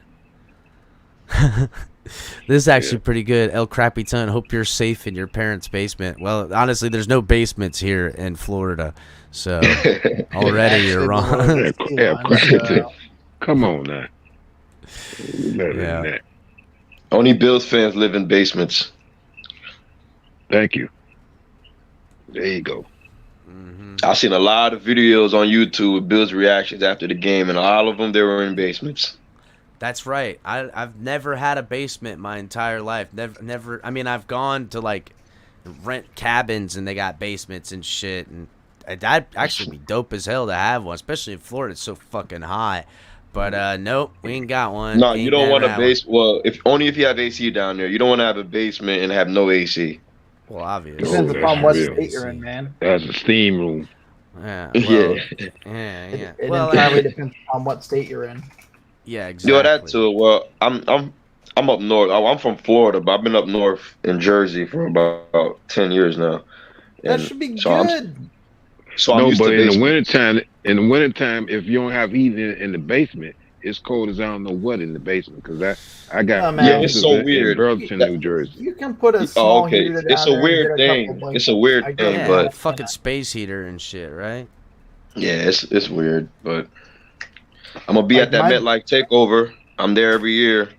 Yeah, so, I've never gone to a MetLife takeover. One of these bro, years, it's I'd crazy. love to go. It is literally the whole stadium is aqua and orange. Like it's crazy. It's like a home game. I can get my money right, I'll do it. But right now, my money's not right. Yeah, my money ain't right enough to go to New York for a Dolphins football game. I wish, but yeah, man, I mean, I live 20 minutes from the state from MetLife, so I'm really close. Yeah, I'm really close. So I try to go to every year. Try to fly down to Miami to a few games. I was at week 1 for the Patriots game. Oh, word. Yeah, hell yeah. I had to catch the week 1. Yeah, that was. Well, you already know what time it is. Definitely gonna be a victory, you know. Oh yeah, definitely. It'll be very, very nice leaving that stadium, 5-0. You know what I'm saying? So we could take care of business tomorrow night. I mean, get the win against the Jets and think we got the Vikings after. Damn, there was a nasty tornado in Delray. Done ripped through. I seen that. My mom lives in Boynton. I'm from Boynton Beach. My mom lives in Boynton Beach. I lived in Boynton for a little bit. I was born in West Palm, so. Oh yeah, I was born and raised in Boynton. I lived on Forest Hill and Kirk for like 17 years of my life, like growing up. That's the first exit of Palm Beach, right? That's right. Yeah. Yeah, it's the first exit of Palm Beach. Yeah. Yeah. Oh, okay. Yeah, I grew up off of Seacrest, by the police station. I know exactly what you're talking about. Yeah, that's it's different now. It's different now. Yeah, Man, they moved the whole police station. Officers. Yeah, they moved. They like doing construction. They knocked that whole area down. Well, did you hear, like, I think it was like 5-7 years ago, something like that, they had like the whole police station was like taken down at one time. They were all a bunch of dirty cops freaking knocking over drug dealers, running fucking racketeering rackets and shit, bro. I seen it. Like, bitch, people wonder what West Palm's like. Look no further than the police, dog. And like, they dirty, bro. They dirty. Bro, they used to freaking, you'd be driving on the interstate and you'd be speeding a little bit and a motherfucking Lexus light up or a freaking Porsche light up and it was a police car. Like, yeah, they got a Mustang. It's a white Mustang now that's been going up and down the Palm Beach I-95. A white Mustang with all tents, just flagging people down, bro. Yeah, man, they got. Well, like this would be like a yellow freaking Porsche that would light up and it would be a cop car and you'd be like, what the fuck? Like, and it was a cop. It was a freaking straight up tactical, got the guns, gonna rip you and your boys out and put you in handcuffs laying on the side of the road and search your shit. And you never gave him permission. You weren't going to do nothing about it. And if you got let go because you were clean, you good. But there ain't shit you were finna do. You get shook down. So it's just how it go. If any money's in that car, that money is gone, bro. You better hope to God. Better hope to God you had it in your hands and that there's a camera on his car. Because if not, nope. You ain't getting none of that money back, bro. It's just how it was. Just how it was. You already knew what time it was. Place dirtier and fuck. I've never had issues with that. Yeah, it was a lot in the 2000s, you know, like that. But then the Boynton Beach Police Department had a whole fucking racketeering thing going on. Shit was crazy as hell. I met this dude that knew about it. In particular, one of the cops had a whole trap house with like whores in it and stuff. Fucking crazy. Yeah, they had to get rid of the chief. Chief of police. The whole thing was on the take. The whole place was on the take. Here, look. Here's images of. Damn. How that's a children's hospital right there. Damn. Two people taken to the hospital. Dozens. Yeah, that's tornado damage there. Hell yeah. Look, you can see where it went through this field and stuff. Probably touched down in this area and spun around. Totally. Look at these cars that all got busted all up. Damn, bro. Florida gets it the worst, man. Every time Florida gets it the worst. Ain't nothing but gangsters around here, bro. You got to be to survive in this bitch. It's just how it is. Hot as a motherfucker or some shit happening. Yeah. Bro, for real, man. Damn. I remember like 05, 06, no, 04, 05, 06. Man, we got rocked with hurricanes. Yeah, I had 4 go right over where I live, back to back to back to back. I was 18 at my own place. I felt like I partied hurricane parties for like 4 months straight. I remember Florida's got hurricanes, tornadoes. They've got venomous snakes, alligators, sharks. Not just venomous snakes. We got constricting snakes as well because they. Yeah, got constricted snakes as well. Yeah, my absolute favorite place, man, is Colombia. Columbia? Never been. Would love to go. Tickets for that are like $400 from Baltimore. No shit, that ain't bad. And then so an Airbnb for 10 days on the beach in Cartagena was like $600 for 10 days. Shit. And it was like laughing. Looks like I finna take a whatchamacallit. By the way, guys, I just wanted to say that my weather takes are just as accurate as my football takes. I was warning everybody to watch the skies for tornadoes last night over in the southeast. He did. He did. Just saying, there was 20 of them that came down. Everybody on the east side of the storm going forward, watch the skies because it's a slow mover. It's a tropical system. Every one of those feeder bands is like a line of thunderstorms in the Midwest. They have tornadoes all throughout them. So just keep watching, guys. It's even if the what's storm making is it not over you. What's making it really bad is all that freaking northeast precipitation in the Atlantic is getting sucked into it. So as it gets sucked into it, then it gets spun, and on the bottom right backside, where it's gonna cross the whole freaking state with it, is where all that shit's at, bro. Much less the winds and stuff in the middle. I've got a video of downtown Fort Myers, where I know exactly where this is at. That's the brand new parking garage. I'm gonna pull it up here real quick. Oops. Let me pull it up. But this we had at least just getting it's completely flooded, and they're getting pummeled. 150 mile an hour winds. 155. Man, that's crazy. Yeah, I mean that's straight up like downtown. And look at them waves. That's the most damaging thing right there is the waves. Look at that. That's sustained. Well, that's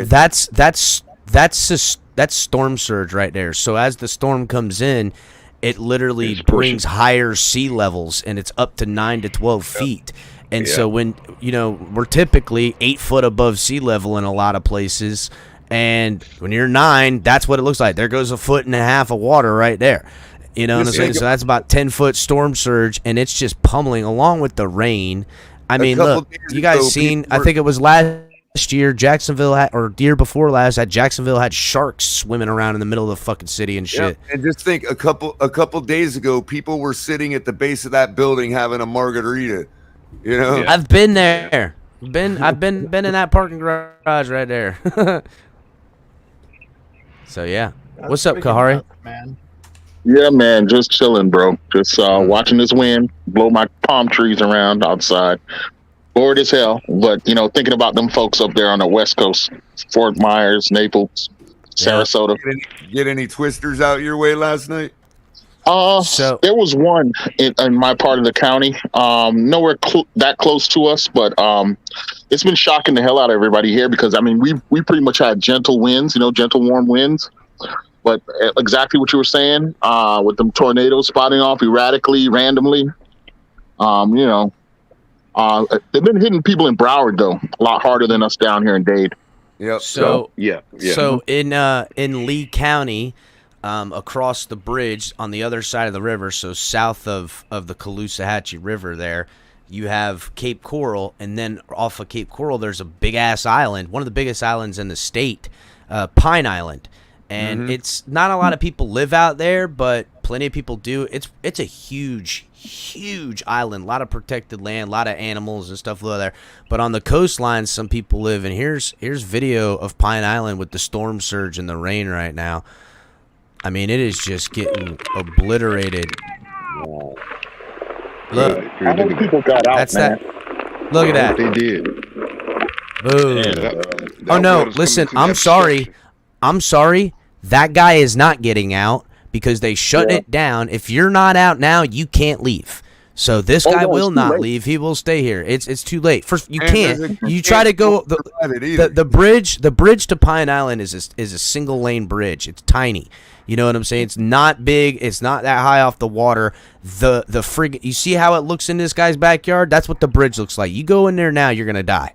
So you better just stay where you're at and get in your stilt house and stay there. There's a good chance that guy don't survive. They said the Skyway Bridge in Tampa is shut down because of the approaching storm as well. Living on that bridge? That Bro, better be shut down. It fucking better, dude. That thing's terrifying. I went up there. It had.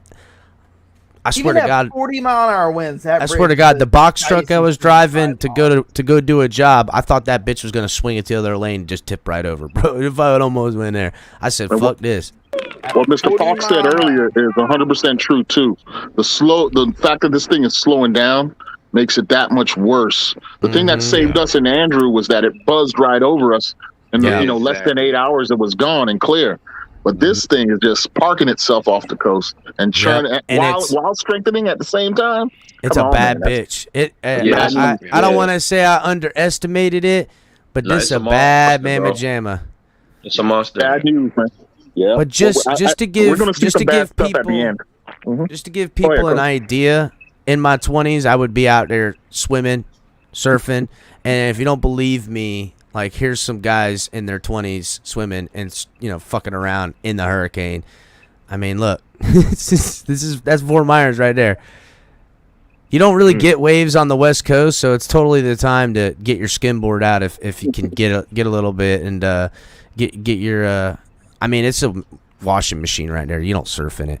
You surf the day before and the day after. Yeah. It's all fun and games till one of them guys gets their brains smashed up against those pylons. I mean, I don't understand. It's pushing right. They shouldn't be on the left side of the bridge. They should be on the right. I think they don't want to because you can't really tell the depth because you're afraid that you'll get sucked right out to sea, and you damn sure could. So quit that's why they're staying there, have something to grab on.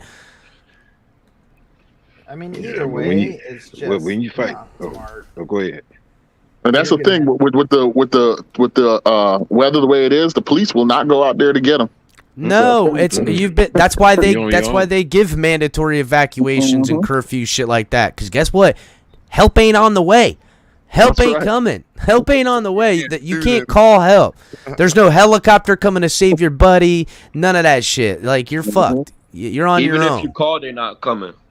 No, exactly. They'll answer maybe even they'll go like, hey, even if you call, we'll be there tomorrow. We'll be there tomorrow at tomorrow. Afternoon. I'll see you tomorrow. Take a rain check. It's supposed to go up to Georgia and South Carolina too. You get bit by a snake in the Grand Canyon and you got to get helicoptered out. They're sending you a bill for that shit. Yeah, you got to pay that shit first, man. A good place to check out if you do get down to Capitan, Island of Cologne. What is it? Islands of Cologne. Islands of Cologne? You talking about Colombia still? Oh, yeah, man. I love Colombia. Oh. Great. Yeah, a lot of people, man. It's a popular spot these days, man. It's cheap to get there and cheap to do things, dude. Yeah, I understand. They got a whole website called Passport Bros. That doesn't surprise me, and I probably know what's on there. Yeah, you know what it's about, bro. Well, you can if you're a Florida resident, you can get your passport in a day in Miami. You can go down there in Miami. They got the spot. Regional office. Yep, you can get it right then and there. In the country. If we have any Tampa Bay fans, come down to Miami because that's where they practice. Yeah. Food for thought. What's up, Mark? Hey, just checking in and seeing how all you guys are doing with the storm. Hoping everybody's okay. Hey, Mark. Look, it's Hurricane Karen. I actually have a legitimate question for Mark. That was pretty funny. We're good, Mark. Thanks, buddy. Good afternoon, caller. You all over your butthurt feelings from this morning? I guess. I don't know how it was butthurt, but... Oh, I don't know. You seem to get a little bit emotional about bending on one knee and all that other drivel. Damn, you bent the knee color? Holy fuck. That's where you're just as wrong as everybody that was on that panel this morning. I wasn't in my feels about it. I was just calling out a double standard for what it was. Well, I'm hoping that people that don't go on the panel shows are a little bit more rational. If people want to be a hypocrite, it don't upset me. Mark, I have a legitimate question saying, that panel got really outrageous this morning, and everybody was up in their own feelings, and it was kind of silly because you got a game tomorrow, and it's still Dolphin on Dolphin hate, and I don't understand it. Oh, are you talking about Stephen D's channel? I'm talking about they all need to get on Twitter. Hopefully a small segment of the fan base that is just strange, and they're either pro tour, anti tour, or pro this or anti this. Mark, it's called Twitter. Instead of worrying about our fan base, why don't you explain to our fan base why you think Cincinnati is going to beat us 30-17? 30. Actually, I said 30-13. And the reason why is very simple. It's very difficult, as we all know, to come off a short week, travel, and this is an especially short week, especially when you lose your practice on Wednesday because of the hurricane and having to travel early. I think the lack of preparation is going to really impact the Dolphins in this game. And they're coming off a brutal. I don't agree with that. So I've got a Say question for you, Mark. I have I don't a agree question with for that. you. I highly disagree. I think this team. I think real quick. I think this team has showed resilience over the past 2 years. We've had similar situations like that during last year, and this team showed up. Every time this team, whether you have questions about whether they have a short week, lack of practice time, I think this team has shown enough resilience, professionalism. I think they've shown enough to overcome certain things that we've had questions about them in the past, and Another time in and thing. time out, this team. That's kind of all the what obstacles. that's kind of what I wanted to ask Mark is, seeing that he's a Bills fan, this is my question to you. If we go out, prove you wrong, and this team hands Cincinnati an L out of all the things going against us, would you say that makes the Miami Dolphins the number one team in the NFL at that point? Hold on. Before you answer that, though, Mark, we're the kind of team that is designed to overcome those kind of obstacles. Yes, We've got that I agree, quick KP. strike Thank you, talent. KP. We got Hey, that quick strike tell me, talent KP. on the outside that mitigates all that stuff. I mean, Right. that's not going to slow down Waddle or Tyreek Hill or even Raheem Mostert from breaking one or two, which could be the game-changing play. Let me I want to respond before you ask your question, Colin. Hold on, let him answer I my got a question for real Mark. quick. Hold on, Russell. I got a question for Mark. Who do you got in the Tampa Bay Kansas City game this week? If the game moves to Minnesota, let Mark it answer really the question. depends. Let It Mark really answer the will- question. Okay, I'll answer Color's question first. A lot of it No, the depends other on question. The on other the question. injury situation. Yeah, where it's are not the fair. Buccaneers wide receivers at? Is The Godwin question gonna before play? I the mean, question you're gonna before get Color. Evans. Okay, hold on, please. Let me answer one at a time. I'm answering Color right now. Evans will be back for the game. Julio Jones is still questionable. We don't know about Godwin. So yeah, I would think that right now Kansas City's offense is not in full bloom because they're still restructuring after the players that they made changes with. So I think it's pretty much it's a toss-up game, and if the game is moved to Minnesota, that move it more towards the Chiefs' favor. It's being said that it's likely going to be moved to Miami. No. I was just reading Pro Football Focus in the last 10 minutes, and they Okay. But you think that that the Bucs have a fair shot to win? it's a 50-50 game, to be honest. Oh, with okay. you. So what you're saying is the question that Kahari had is irrelevant now because you believe the Bucs can overcome their distraction with the hurricane, but the Dolphins can't when the Bucs are literally the town that's being hit by the hurricane. No, actually, that's kind of not. That's not the point that I was making. The point that I was making your take should be exactly the same as your Miami it's not take. the same because first of all, the game between Kansas City and Tampa Bay is Sunday. The game between the Dolphins and the Bengals is Thursday night. The Dolphins came off a brutally tough game on Sunday. Monday was your opinion, brutally tough for your team. Brutally tough for both teams. Except your team was the one on the ground puking your guts This is the team. Listen, this is a team that overcame. Hold on. Except for our offense. Now I'll let you answer Kahari's question. How do you think that the weather in this whole thing is affecting Tyreek and Waddle's speed? Well, first of all, I would expect Cincinnati to learn from the game film on Sunday and employ a similar strategy to what Buffalo employed, and they have the weapons to do it. They have a better running game than Buffalo has, even though their offensive line. Their running game doesn't stop Tyreek Hill's speed. You're dodging the question. How is their defense? How is their defense going to stop our offense? How is the defense going to stop our offense? You dodged the question, bro. I'm not going to let you talk if you're dodging the question. You won't be quiet. It's my show. Well, if you ask a question, then give somebody a chance to answer. Don't dodge the question. Answer the question I asked. How is the defense going to stop Tyreek Hill and Jalen Waddle? Because the offense. If Cincinnati does what I think they're going to do, they're going to hold the ball for 40 minutes. That's not going to happen again. That's All not right, happening. so hold up, to beat hold the up. Bills. We needed 19 minutes to beat the Bills. Color, can I for a You second? needed 19 minutes and 6 critical, incredibly stupid mistakes that the Bills made that cost All them right, the game. Mark, I want to have legit. Players hold up, make hold up. mistakes. Let me legit.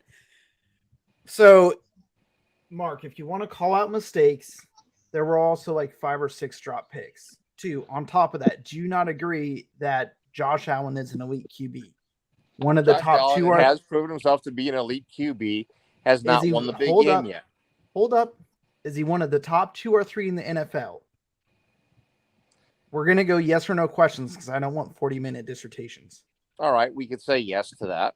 Okay. Is he significantly better than Joe Burrow?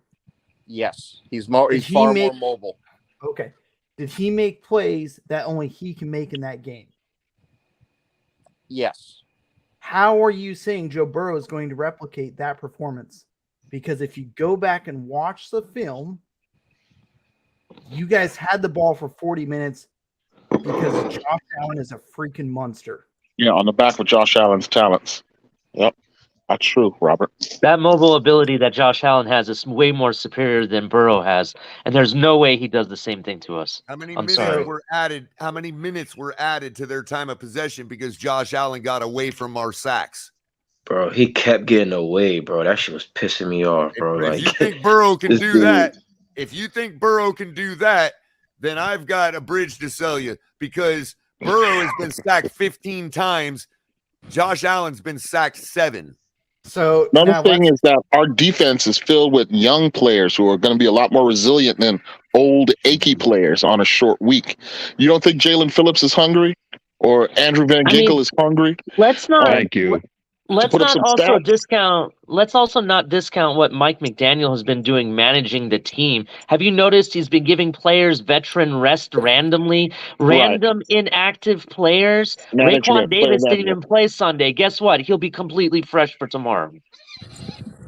The thing if I was a Dolphin fan that I would be concerned with is the lack of practice time and the ability to prepare for Cincinnati because of the combination of a short work week and the loss of a practice day because of the early travel. Well, Those are legitimate concerns, but we're built to overcome them. If they had a We're better built to overcome them. If their team was good enough for us to require more game planning, then you might have a point. But the only win they've got on the season is against the Jets.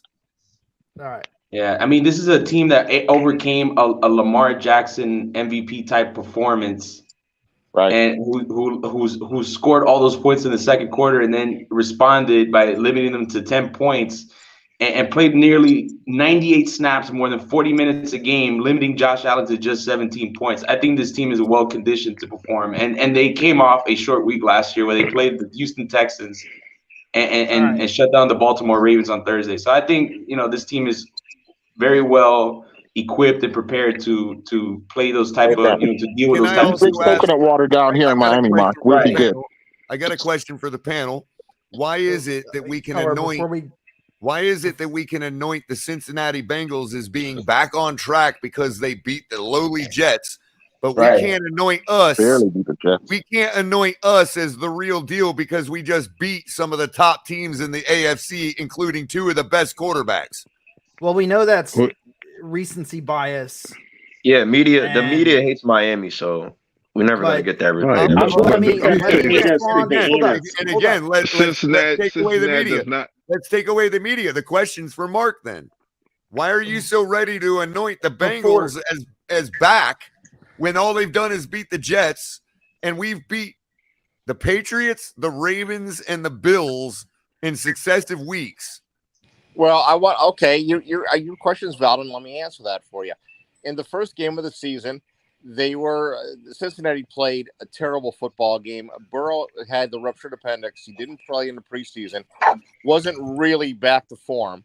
And the fact the Bengals had an injury to their long snapper, which affected their ability to kick an extra point and a field goal, which they would have won the game in regulation, and then they would have won the game in overtime. They lost to Dallas by 3 points. That team is not a joke. So the ifs you gave me, the ifs and buts you gave me are a long snapper injury. Are you serious, bro? I am talking about it is a serious injury when your long snapper is out and your snapper that comes in to replace him blows 2 snaps, which allows for a block extra Why point. is it even that close? Let me finish, Why is the game even that close? Because Burrow threw a bunch of picks and he wasn't really ready to go. And the guess who offensive line doesn't wasn't throw really picks? ready to go. And guess who doesn't throw picks? Josh Allen. And we still beat him. I said hello. I thought you were Zach. What I'm saying, caller, is the Bengals could just as easily be 3-0 as the Dolphins could be 1-2. And they would still be just as much trash as they are at 1-2. So I still want to. I want to have my question answered because I genuinely want to know, coming from a Bills fan, because I call next. This matters in terms of the fact that obviously a lot of media people still claim that the Bills are the number 1 team in the NFL, that Josh Allen's the number 1 quarterback in the NFL. The fact that we're even having this conversation is fantastic for me because it just proves my points about this team and Tua Tagovailoa as a quarterback. But the whole point I want to get to is, will you acknowledge that if Miami goes in and handedly beats Cincinnati, with everything that they've been through these first 4 games, with the way that they've won these first 4 games, if that happens, will you acknowledge that they are the number 1 team to beat in the NFL? Depends on how Philadelphia plays on Sunday, but yeah, I would say they're in the top 2. We would dominate the Eagles just like we did in preseason. Maybe the preseason game. The Eagles play guys that are all out of the league now. So to be fair to the Eagles and the power rankers, I did have a look. Our strength of schedule for the first 3 games that we played is the toughest in the AFC. So our standing in the AFC is legit. I don't care what it. Well, I don't care. Predicated on the fact Mark, that New England was good and they suck. Mark, you accuse everybody of talking over everybody, but you just did it to me. Okay, oh, gee, I'm sorry. I wasn't finished. I wasn't finished. So if you will allow me to finish, I will finish my point and say the Dolphins over the first 3 games have had the toughest schedule in the AFC. Okay, and we've knocked through it. So we are legit. I don't care what anybody says. Well, I want to answer that question. First of all, you consider don't make me mute you, bro. Please don't make me mute you, bro. May I interject? Are you going to let me finish now? Also, let caller finish. The Dolphins score for that strength of schedule is 6.9. The Eagles, if you look at the entire NFL, for the first 3 games, have had the toughest schedule. Their score is a 26. So, look, if they want to put the Eagles above the Dolphins, that's fine. But we're not concerned about the NFC teams until the game that it matters. So the question that Russell has is still valid. Forget the Eagles. Is it enough after beating the 4 top teams in the AFC? Is it finally enough at 4-0 to say we're the best team in the AFC for real? Yes. Thank you. That's all the question was. I got one other real quick. It'll be real fast. Part of what you're saying is predicated on New England being considered to be a good football team. They're not. And you had They're Baltimore. A playoff team. They were a playoff team. They were a playoff team. They're and not you know damn well if the Bills beat them, season. that you'd be putting that feather in your cap. So stop it. So let me go next. Color, if I may interject, I actually wanted to bring a valid point real quick that pertains to the Eagles.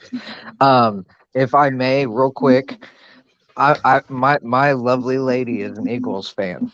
Okay, check this out. Which team's better, the Eagles or the Dolphins? The Dolphins. And that's coming from an Eagles fan who actually had her senior picture taken in a Donovan McNabb jersey, bro. I don't disagree. I was just pointing out that there's valid reason why the rankers are putting them above us. That's all I was saying. I'm not saying they are better than us. Oh Well, no, come on, guys.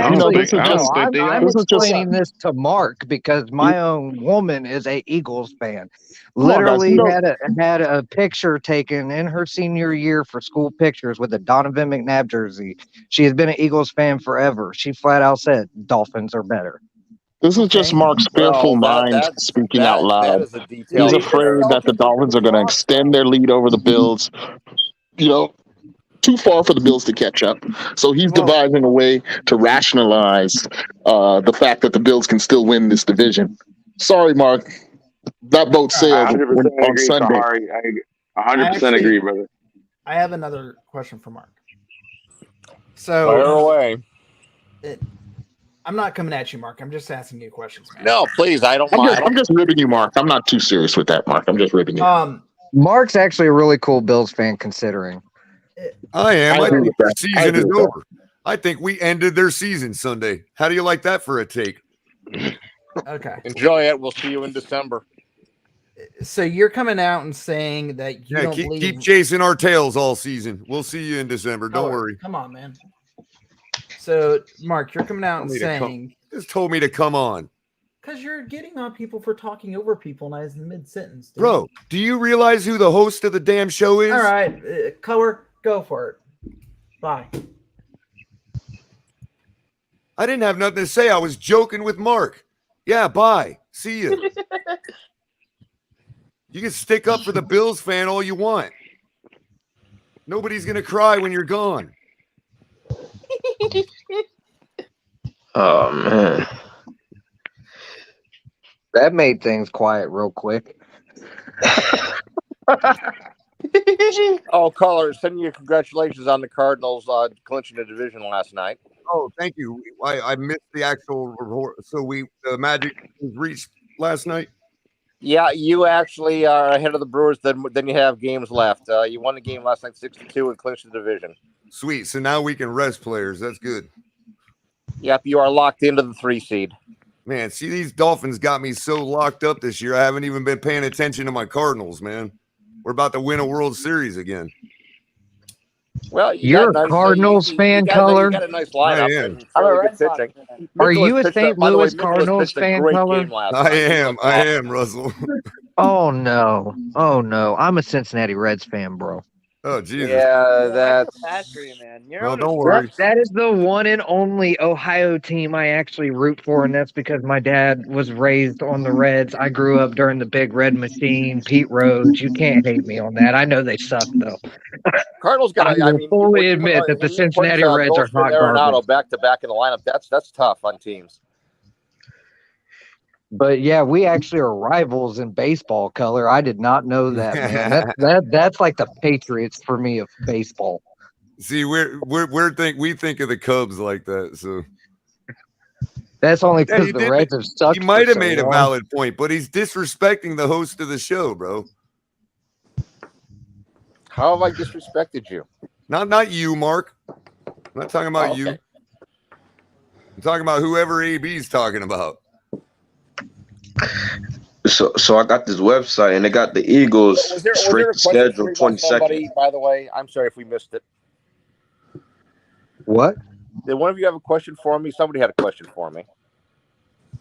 You answered my question. My question was, can you acknowledge that Miami will be the best team in the NFL if they win? If the Dolphins beat Cincinnati tomorrow night by 1 point, and I don't care if they beat them by 1 or beat them by 20, you are the best team in the AFC. Absolutely 100%.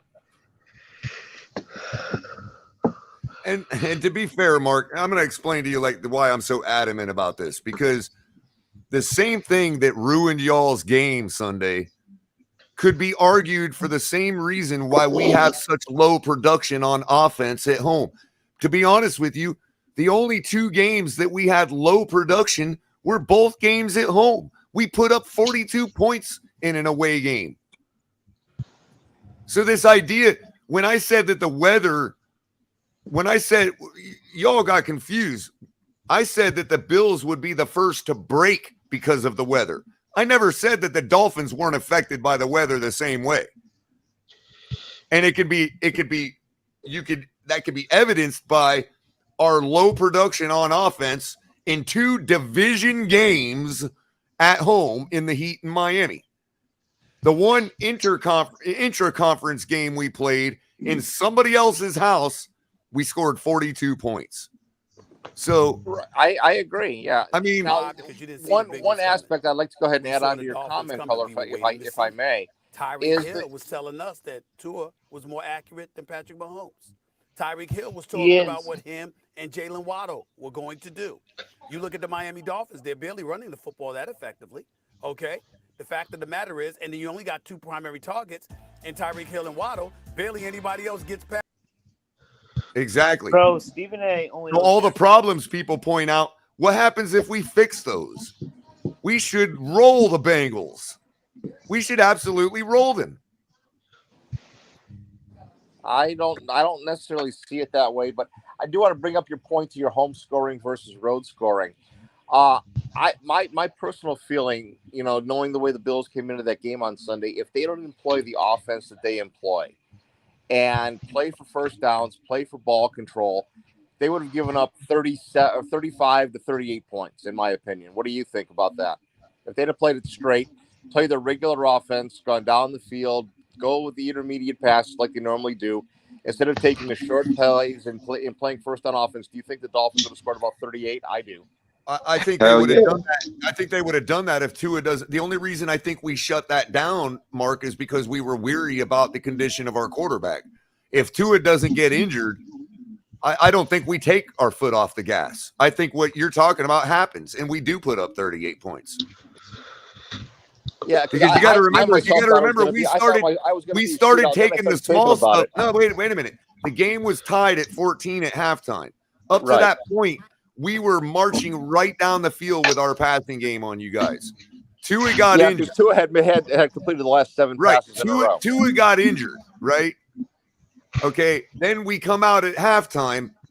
Yeah, he came back in the game, but we ran the ball. We didn't even score in the third quarter because I believe that we got away from our game plan because of the weariness about Tua's injury. Once we got back to that game plan in the fourth quarter, we absolutely took care of business. It took us 19 minutes to beat you guys. Yeah, I think Buffalo had to play a certain kind of game plan Sunday to protect their defense because the Dolphin offense is really, really good. And you could certainly put up points on Cincinnati on tomorrow night. I just think that I'm not saying you're not a better team than Cincinnati. I'm not trying to say that at all. I'm saying that I think there are some weird circumstances that actually go in the favor of Cincinnati on Thursday. Not that if this game was being played on a Sunday, I think the Dolphins would win the football game.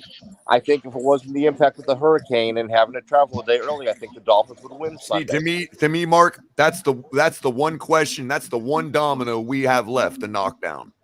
So I agree with you on your points. I just don't think they're going to come into play this tomorrow night. Yeah, I think we're going to knock down that domino. I think we're going to knock down that domino like we've knocked down every other domino that has been plaguing us for the last 25 years. Now, I do have another question. This is more for the panel. Do you think Jalen Phillips' lack of production is more predicated on the fact that the Dolphins don't have Byron Jones and they can't play the zero blitz as much? No. It's on Josh Allen and Lamar Jackson, period. Yep. So I was going to touch on that if I may, Color. I just was watching some film, and what I've seen is the single coverage against Ingram, and I think that's going to change this week. I think they're going to have to double team Ingram, and they're realizing that now you're going to leave Jalen Phillips not being double teamed. And the floodgates open, Sharif. And the floodgates open. Great point, Sharif. Great point. Jalen Phillips, game 1 through 3, has been double teamed. Let's make that clear. And it was Ingram who got the advanced single coverage. Same thing with Adwale Ogunleye with Jason Taylor. Jason Taylor got doubled. Adwale Ogunleye made money because of it. So I think it's a poison that Cincinnati is going to have to figure out. Now, me just watching film doesn't mean a damn thing about me. It just means what I've seen. This is my perception. This is a 2-sack breakout game plus for Jalen Phillips tomorrow. Cincinnati can't stop both of them. No way. Right. And Jalen Phillips is. But it may take it. But look, guys. So look, it may take getting burned once or twice by Jamar Chase to figure out which one they're going after. So don't pump the brakes if it don't come to fruition right away when the game first starts. It's going to take us a minute to figure out which of those two that they are going after. See, I think Cincinnati has a worse problem than we were crying about for the last 2 years. Where's the offensive line help? Yeah, the offensive line play. They haven't improved for the 2 years. Yeah, I mean, I really think a lot of that's on not Burrow. improved. And we are lucky to have a submittable average offensive line. They are below average. Their pass blocking is horrendous. Yeah, I don't know if Cincinnati's offensive line is that bad in pass blocking or if it's that Burrow just won't stop holding onto the ball for 18 days and get sacked. But it doesn't matter. My thing is this. Probably Burrow. We as fans here, Mark. It's a combination of both. For offensive line help, and Cincinnati has just gotten worse in that department than us. So their pass blocking is terrible. Don't think we're Yeah, it is. I agree. Can we credit the Two-and-Ears for creating that platitude? So the Bengals thought, oh, the Two-and-Ears are right, so we don't have to do nothing with our offensive line. Well, there is to me there's a huge difference between Tua's pocket awareness and Burrow's pocket awareness. Tua has pocket awareness; he sees what's coming, he gets rid of the ball, and Burrow just stands there like a lump and just gets drilled. I'd like to see a guy somewhere in the middle of those two, to be honest with you. To be fair. Yeah, I mean, Tua doesn't have Josh Allen's mobility, but he has, you know what he has? He has a little bit of Marino shiftiness in the pocket. Yeah, he does. He did on Sunday, that's for sure. Yep. I mean, he's always had that. Tua's always had that. Look at the touchdown to Craycraft. Look at the winning touchdown to Waddle. And both he's got of those great plays, footwork in the pocket. He spun. He made a play.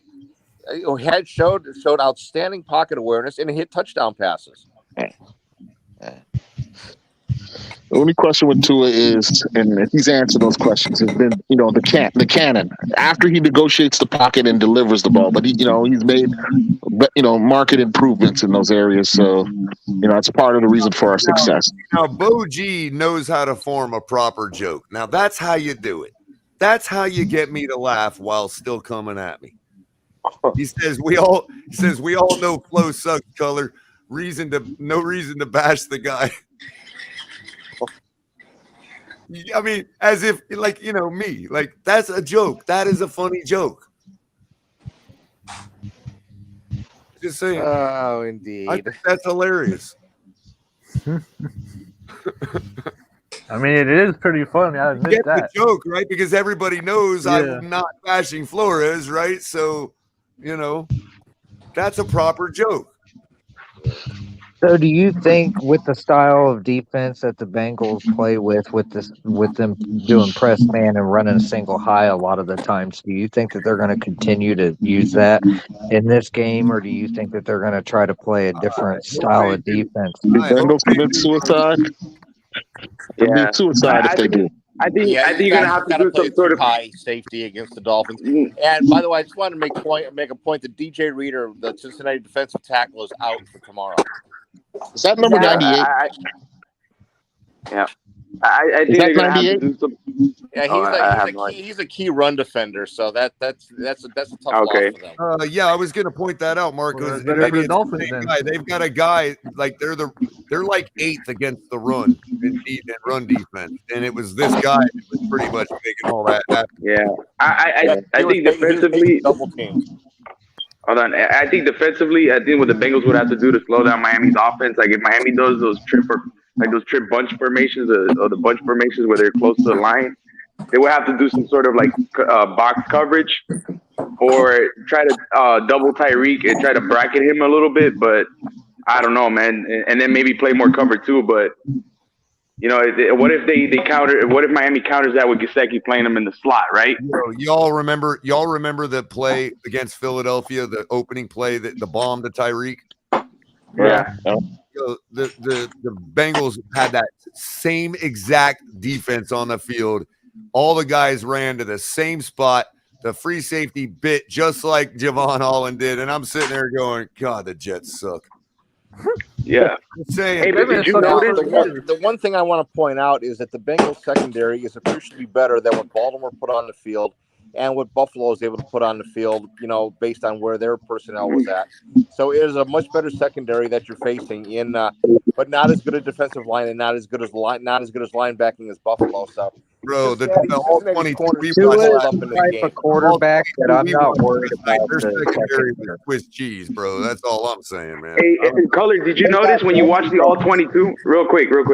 Hey, Color, did you notice on the All 22 that, especially like on the play to I think it was the one to River Craycraft, that when Buffalo, because of their lack of safeties, they were playing box coverage against like more of the bunch formations, more of the tight formations. So what Mike McDaniel responded with, he moved instead of moving the bunches formations more closer to the line of scrimmage, he would have it more outside and then kind of like motion receivers to get to overload the defense, the box coverage of the Buffalo secondary.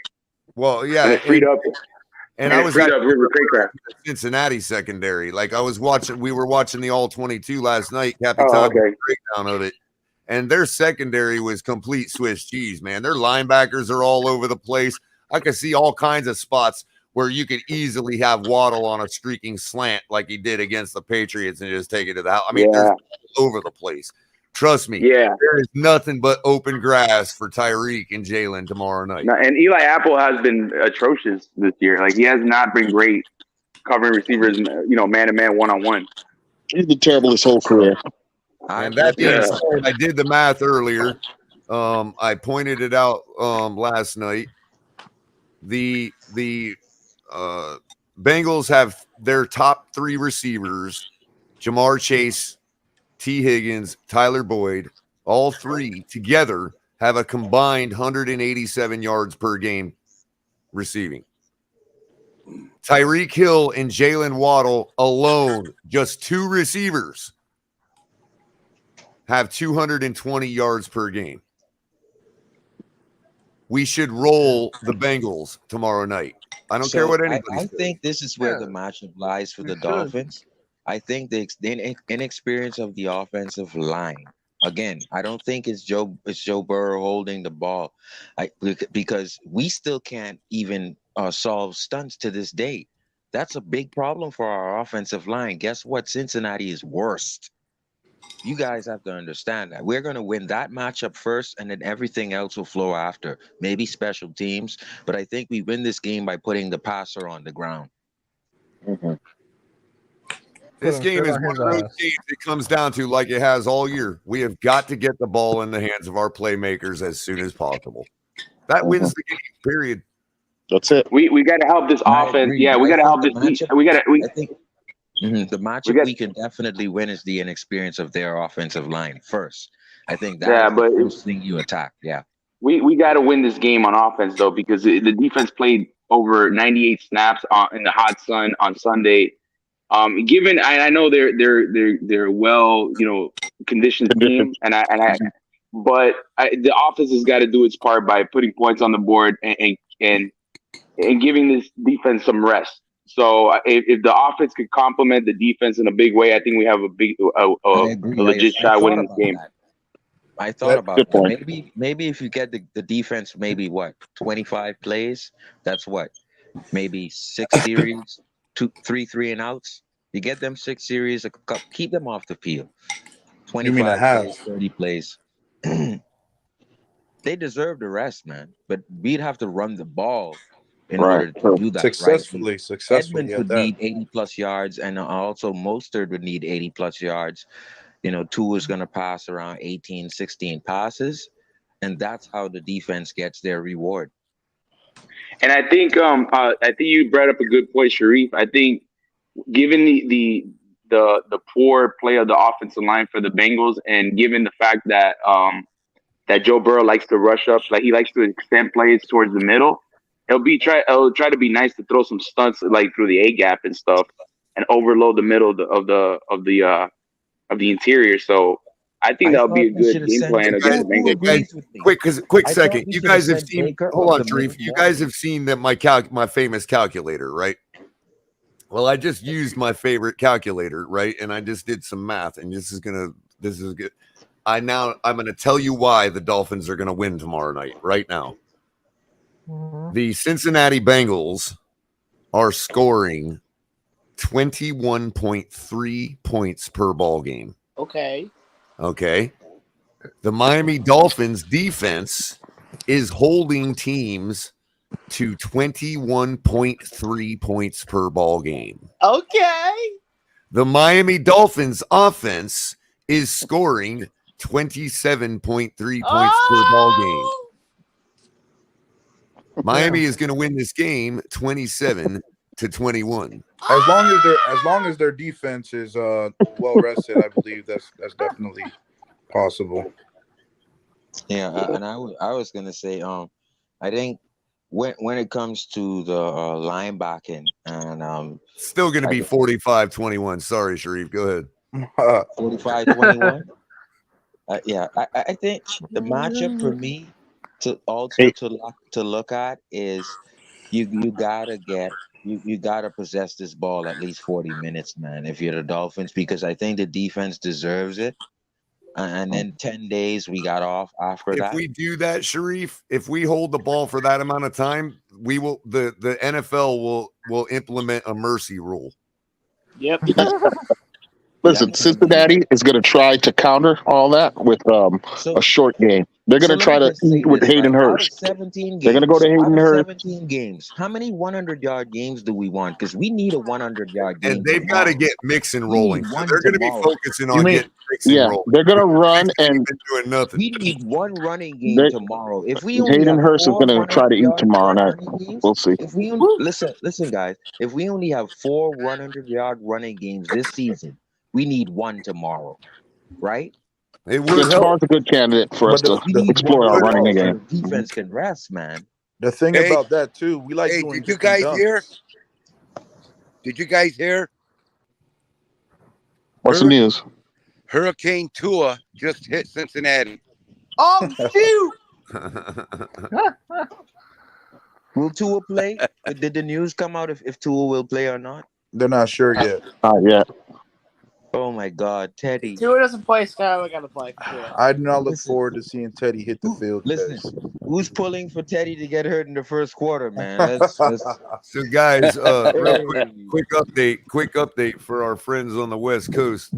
The very center of the eye is sitting right over Sanibel Island right now, so it's about halfway through the coastline.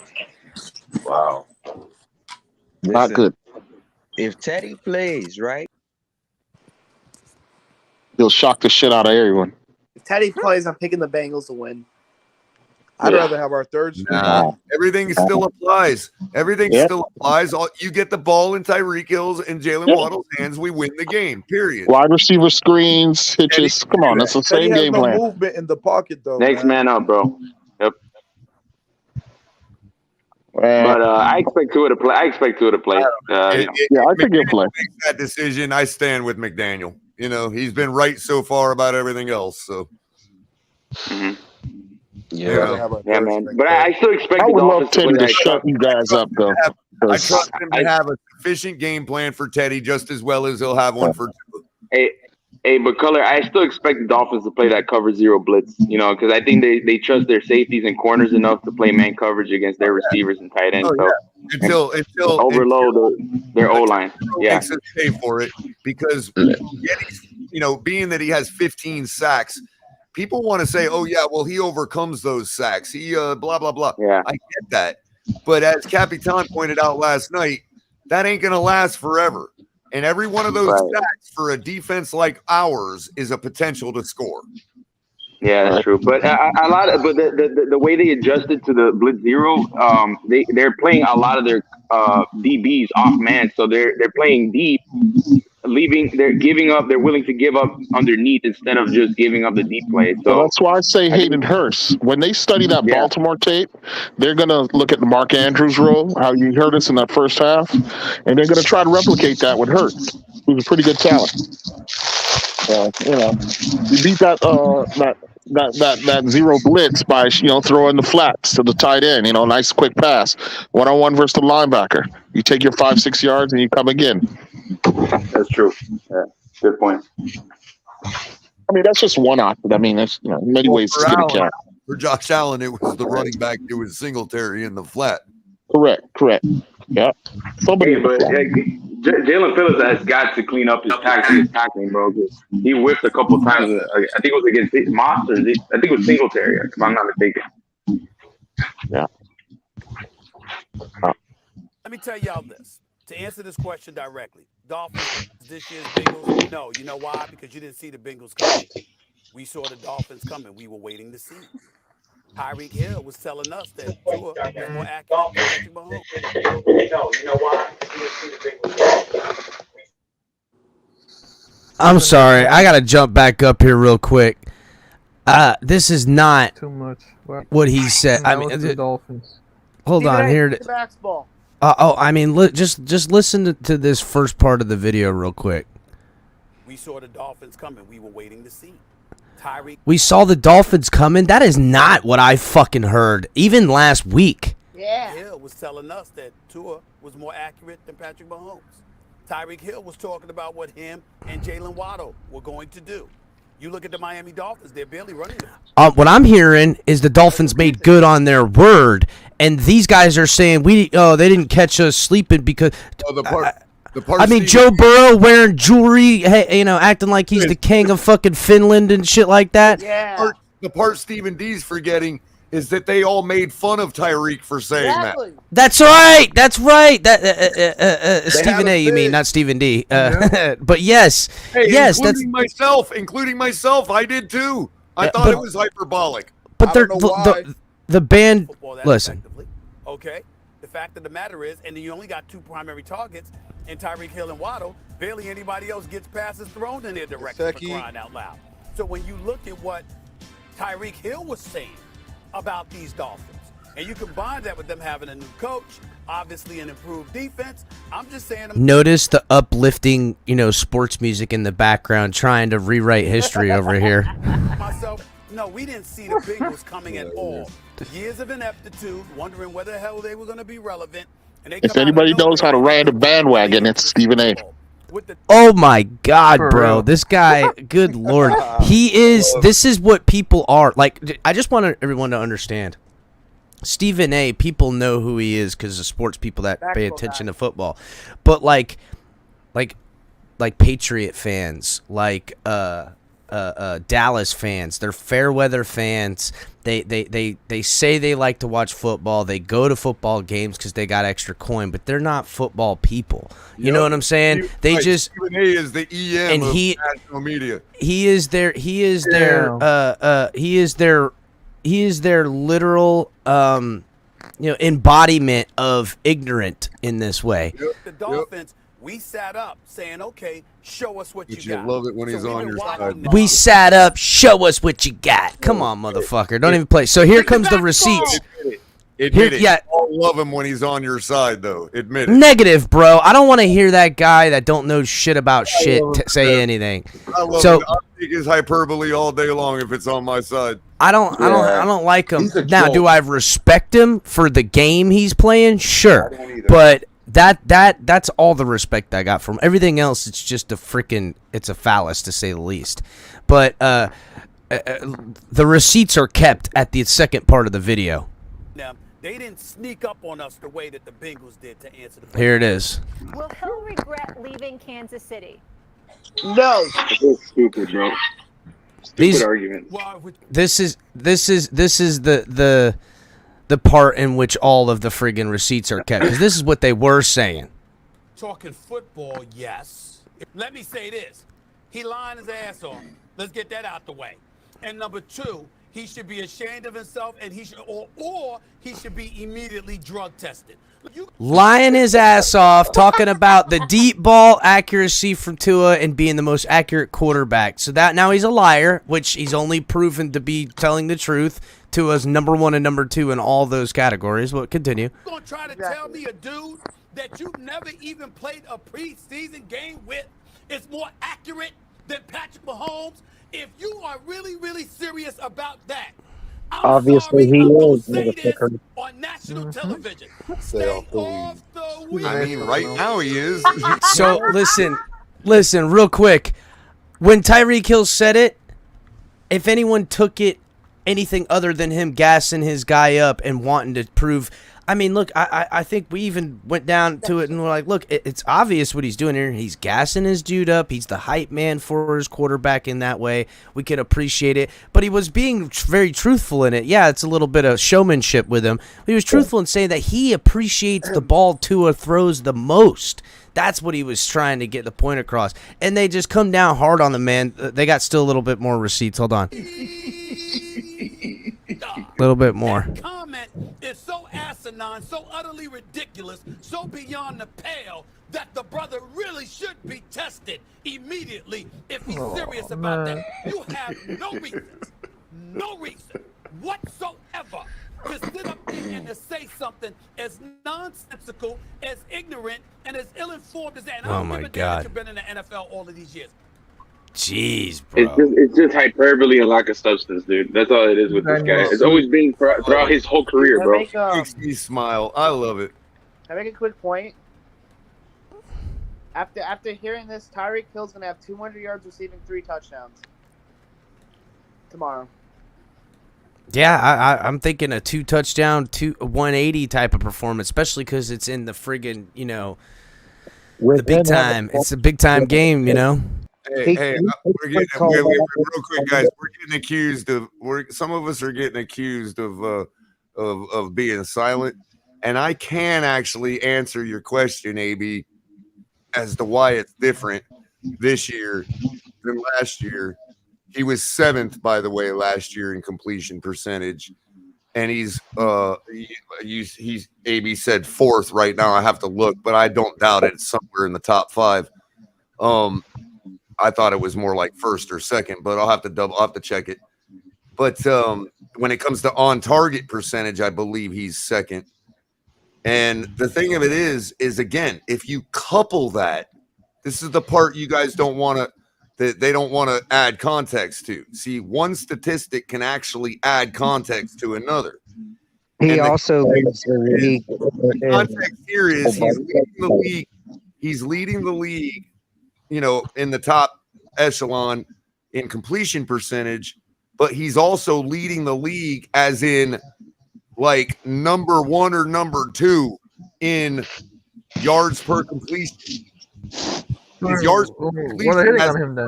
His yards per completion has gone up almost 4 yards. So what we were saying last year was, sure, he's accurate at dumping quarters into a bucket. Now, let me finish. Now, according to the statistics matched with what we're seeing on the field, he is now throwing dimes into baskets, as we saw to Jalen Waddle more than once last Sunday. It wasn't just the one bomb everybody's happy about. He was dropping dimes at intermediate levels to Jalen Waddle a couple more times than just that one throw. So Tua's number 1 in QBR and number 2 in traditional passer rating behind a guy he already beat, Lamar Jackson. Yep. And he's number 4th 2 in total yards. He's 4th in completions. 4th in completions. Number 2 in passing yards. Right, and we all know why that is. Josh Allen eclipsed him because of last week's game. Yep. He's number 3 in touchdowns. Oh, wow. He's having a good season, man. Look at the pressure percentage being higher than it was last year. So he's actually doing more under more pressure. Yeah, Tua's definitely playing at an all-pro level at this point. You can't deny it. You can't deny it. I haven't been one of his biggest supporters. I've been called a hater, like many of you, but he has been impressive. To deny him being impressive is to lie to yourself at this stage. Absolutely. Will it continue? Well, we don't know, but we keep saying that, and it keeps continuing. He's knocked down the Bill Belichick defense. Okay, Lamar Jackson doing Lamar Jackson things in Baltimore, and Josh Allen doing Josh Allen things in Miami. I mean, yeah, man, you got to give the kid some credit. What's next? Got to give him credit. Joe Burrow in Cincinnati don't scare me. Sorry to tell you, Joe Burrow doing Joe Burrow things lost the Super Bowl last year on a shoestring tackle from Aaron Donald. So while his weapon, Jamar Chase everybody's talking about, oh, is Jamar better than Jalen? Well, it don't matter because Jamar Chase was wide open with nobody to throw the ball to him because that guy got sacked by Aaron Donald to end the Super Bowl. So I ain't scared of Joe Burrow things, okay, tomorrow night. I just ain't. And if we get our offense rolling like it should, like it was in the second half against the Ravens, if we spread those 6 touchdowns over 4 quarters, 45-21. I'm going to say it again. 45-21 Miami. Ooh. Regardless what the score is, Mike McDaniel is going to have those boys ready to play. He definitely is. He's a leader of men. You can see it. The players are, responding. He said in his press conference when he said the one time, like, they taking me too literal, like they're responding to him. So like they're gonna be ready to play, man. We just hope our QB1 comes. QB1's gonna play. It looks like he's gonna play. They say it's not optimistic, but hey, Mark can talk about the what our defense went through in the short turnaround and all that. But I will still take our defense on a short week after playing 38 minutes the week before. I will take our defense in that situation long before I'll take the Jets defense that the Bengals only sure. last yeah, week. man. We just played some studs 2 back-to-back weeks, bro. Like to come out with a victory. Yeah. It's like and again, Dolphins, like our offense played in that same weather. Yep. So you can say, well, why do we have such low offensive? You know what? It don't matter. We're scoring 7 more points per game than we were last year. Yeah, we were cramping too, though. Like they were cramping. We was cramping. Sure. And lo and behold, that 21.3 points that we're giving up per game, that's a 3-year consistent average. That has not changed over 3 years. So there is no indication as to why that should be any different going forward. What is different is the fact that now we're scoring 27 points a game instead of 20. Yeah, definitely. And I think the points per game, the defense they're allowing, I think it's going to start dropping because we're not about to play another Lamar, another Josh Allen. You know what I'm saying? So I think like I'm just saying that we just played 2 studs, man. Well, I was going to say, Dolphins, to that point, to give people perspective, the Ravens defense with Ray Lewis and Ed Reed, that historic defense was giving up 17.6 points per game. The Buffalo Bills, after last week, after facing us, because we didn't, let's be honest, we only put less than 200 yards on them passing and all that. I get it. But the Buffalo Bills, to their credit, are sitting right about 19 points per game is what they're holding teams to. We scored 21 on them. Yeah. And the thing is, after this Bengals game, our schedule's looking pretty nice. Like way easier on us. We could definitely win about 12 games this year. Easy. I can see it. I said, I made my 13-game prediction. This is what people get wrong about me. I made the 13-game prediction before we ever even got, like as soon as we got Tyreek Hill, because I look at it like if you had the same performance as Tua gave us last year, we should still add 2 or 3 wins to our 9-game total last year. Couple that with even a slight improvement from Tua, and we should be at 13 wins. Well, we should have been 11. We should have been 11-game win team last year. Right. Because given a slight improvement from Tua, sure. And what I'm saying is, not only have we gotten a slight improvement from 27th ranked, but he's literally ranked 1 and 2 in just about every category. We could have never asked. No, I don't care what 2 and ears say. They would have not predicted that because we all came to an agreement. We all came to the middle of the table with them just before the start of the season that Tua would probably come back down to earth around 12 or 13th in ranks. So they didn't even predict that. I don't care what they say. They were just as wrong as the rest of us. Well, when the Hill trade happened, I had us win about 11 games. And we're looking what I good mean so is, far. I was speaking of rankings. Like, we all okay. kind of had this conversation one night, and there was a few staunch Tua supporters on the panel, and we all came to the agreement that Tua could rise from that 27th rank to about 12th or 13th in the league. Oh, yeah. Which was sufficient with Tyreek Hill and all of what we'd done for us to even win a Super Bowl. And we all agreed on that, shook hands, and that was it that night. Now he's hovering around 1 and 2 around in every category. So ain't no Tua here going to come to me and say they predicted that. Yeah, he top 5 in every category at the moment. So like, who here predicted 3-0? Let's go to it. Nobody. Well, I did, Q, but not like a full prediction. What I had said was all summer long was that this fan base could not withstand another 1-4 start. That it was actually more likely because of regression to the mean that we would start 4-1, 5-0, 3-2. You know what I mean? And here we are. That's what I said. I didn't necessarily predict 3-0. I kind of predicted the Dolphins to go 7-0. I mean 6-0, and take that first L. Well, the thought cue of mine was that if we are going to have a collapse, that it wasn't going to happen in the beginning of the year this year because of sheer mathematics and the universe. You know what I mean? Like we couldn't go 1-4 again, man. There's just no way. Hey, Color, you know what's crazy? I still think you guys are going to lose to the Steelers because at this point, the Steelers are considered a trap game. That's why I'm so confident. Just ask the Bengals. Look, I have a whole show coming up because I predicted 4. See, my thing is this. When I would have been able to stand on if I was wrong, but I had a reason behind and a basis behind why I thought we would do well, as opposed to, I guess, people having particular plays they want to express more about. But my thing is, I knew that Engel would be a big effect. We paid him $9.5 million. I knew that the blocking tight ends is something that we already possess.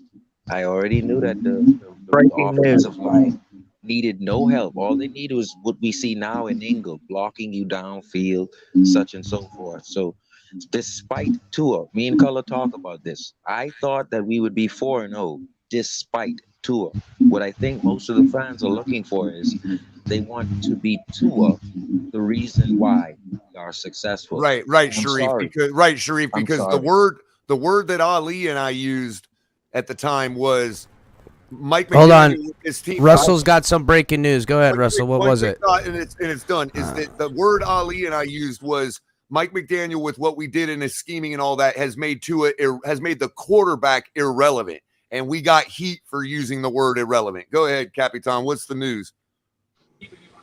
Go ahead, Russell. Joey Bosa was just placed on injury reserved. Who? Joey Bosa, Charger. Oh, damn. Well, that just made things a little easier down the road, huh? That's why I said it was breaking news, because it does relate to our team because we play them, and I don't know if it is like a 4-week injury reserve, like a pup list type deal. I don't know if he is done for the season, but it is groin related. Wow. I'm gonna say we're very fortunate to be healthy. Like the Dolphins are very healthy, man, and we're getting Byron. No, back. we're not. We are not healthy. Not yet. Wow. I'd like to touch on that Steelers topic, talking about some Dolphins are going to lose. Yeah, Drew. I do my own. 100%, Drew. I wanted to come back to that too, but real quick, these Bosa guys get injured a lot, huh? I mean, damn, they're fire as hell when they're out there, but they get nicked up. I guess when you play the way they play, they get that. But yeah, Drew, Drew, right? What the hell are you talking about? Cube, we're gonna get upset. Get out of here with that. Nuts. That's insane. Someone in the comments just said it is season ending. It's a serious upset. El Capitan, bank on it. Upset, bro. You're tripping. Q, I are you already on got us something? the Chargers. Q, give me some of that Island Q, I Kush, told you dog. you're I gonna be need black that, and bro, beautiful. because I know you on the good. You talking fucking crazy right now. Who's gonna be your quarterback? Freaking Tiny Hands or freaking Doofus?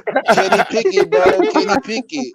Hey, I think they're starting Mitch the whole year, man. There's one thing you don't do with the Steelers is you don't underestimate them, bro. You do not underestimate a There's good no organization underestimation because we always happening, find a Q. way. It's not about We always underestimation. find a It is way what to it make is, it and in if games, it be bro. do what it do, bro. Let's be real. The Steelers I'm gonna are let y'all washed the talk your fuck trash out. right now. Y'all Bro, can you're talk gonna be that- struggling talk for that talk for right third now. in the division Y'all talk in that the talk against right the now, fucking bro. Browns, bro. Let's But be don't real. come crying to me when week 7 we gonna beat that ass at home. No, wait. First of all, do you think Tua is not gonna bring everything? Tua could drag out there with missing a leg and a freaking and an eyeball. He is not gonna. He is not gonna. He is not gonna. He's not gonna walk it. He's not gonna go against the Steelers in prime time and take a L, dog. It ain't happening, bro. If anything, that's gonna be the game. That's going to be a shutout for the Steelers, if anything. Tua's going to play like a fucking madman, bro. Exactly. That's going to play like a fucking madman.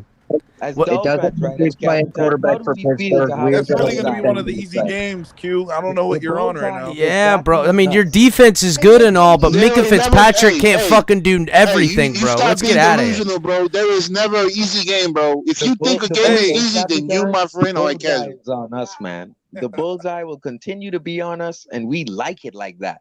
Continue to chase us, man. Continue to put the bullseye on the Dolphins, because we'll make you pissed. This man had the Dolphins. Hey, what was that energy? What was that energy before the season started? I'm a Steelers fan, and I predicted the Dolphins to go 3-0, 4-0, 6-0. And then lose to the Steelers? And then lose to the Steelers, bro. Lose to the Steelers, bro. That's where you're delusional. Your quarterback sucks. Hey, you was Wait a second. Q, let's be real, bro. You can, as a Steelers fan, predict the Dolphins to win every game and be on the right side of right because we know you're a Tua fan. So don't act like predicting Dolphins undefeated is not. I did. I mean, let's be. I know you did, but let's be real. How you are? That's what I did. I did that. It's so. You know what? I predict the Steelers are gonna lose every game, bro. They're gonna lose every game, and every time they lose, I'm gonna be right. Every time they lose, I'm gonna be right. So that's it. They're losing every fucking football game, and I'm gonna go around to Steeler channels and tell them that. Honestly, I think the Steelers finish last because Cleveland is going to actually at least be 500 with Jacoby at this point. We have to admit that. And once Deshaun comes back, as much as we don't like the guy, if he can get back to where he was before being on suspension. Man, I'm lucky my grandma on my ass right now. I'm popping off right now. And the Bengals are better than the Steelers, and the Ravens are better than the Steelers. Honestly, I could see the Steelers seriously finishing last in that division. Hey, Q. Tua's gonna have 2 words for you when we play you guys. Mele Kaliki Maka. Mele Kaliki Maka. Happy Christmas here, bro. My goodness. Oh, that's right. We got you on in October, don't we? And everybody's also was talking before this season started. Everybody was concerned about the 49ers game. I also think that Mike McDaniel is going to shut that down instantly. That's another game that I think is circled for that guy.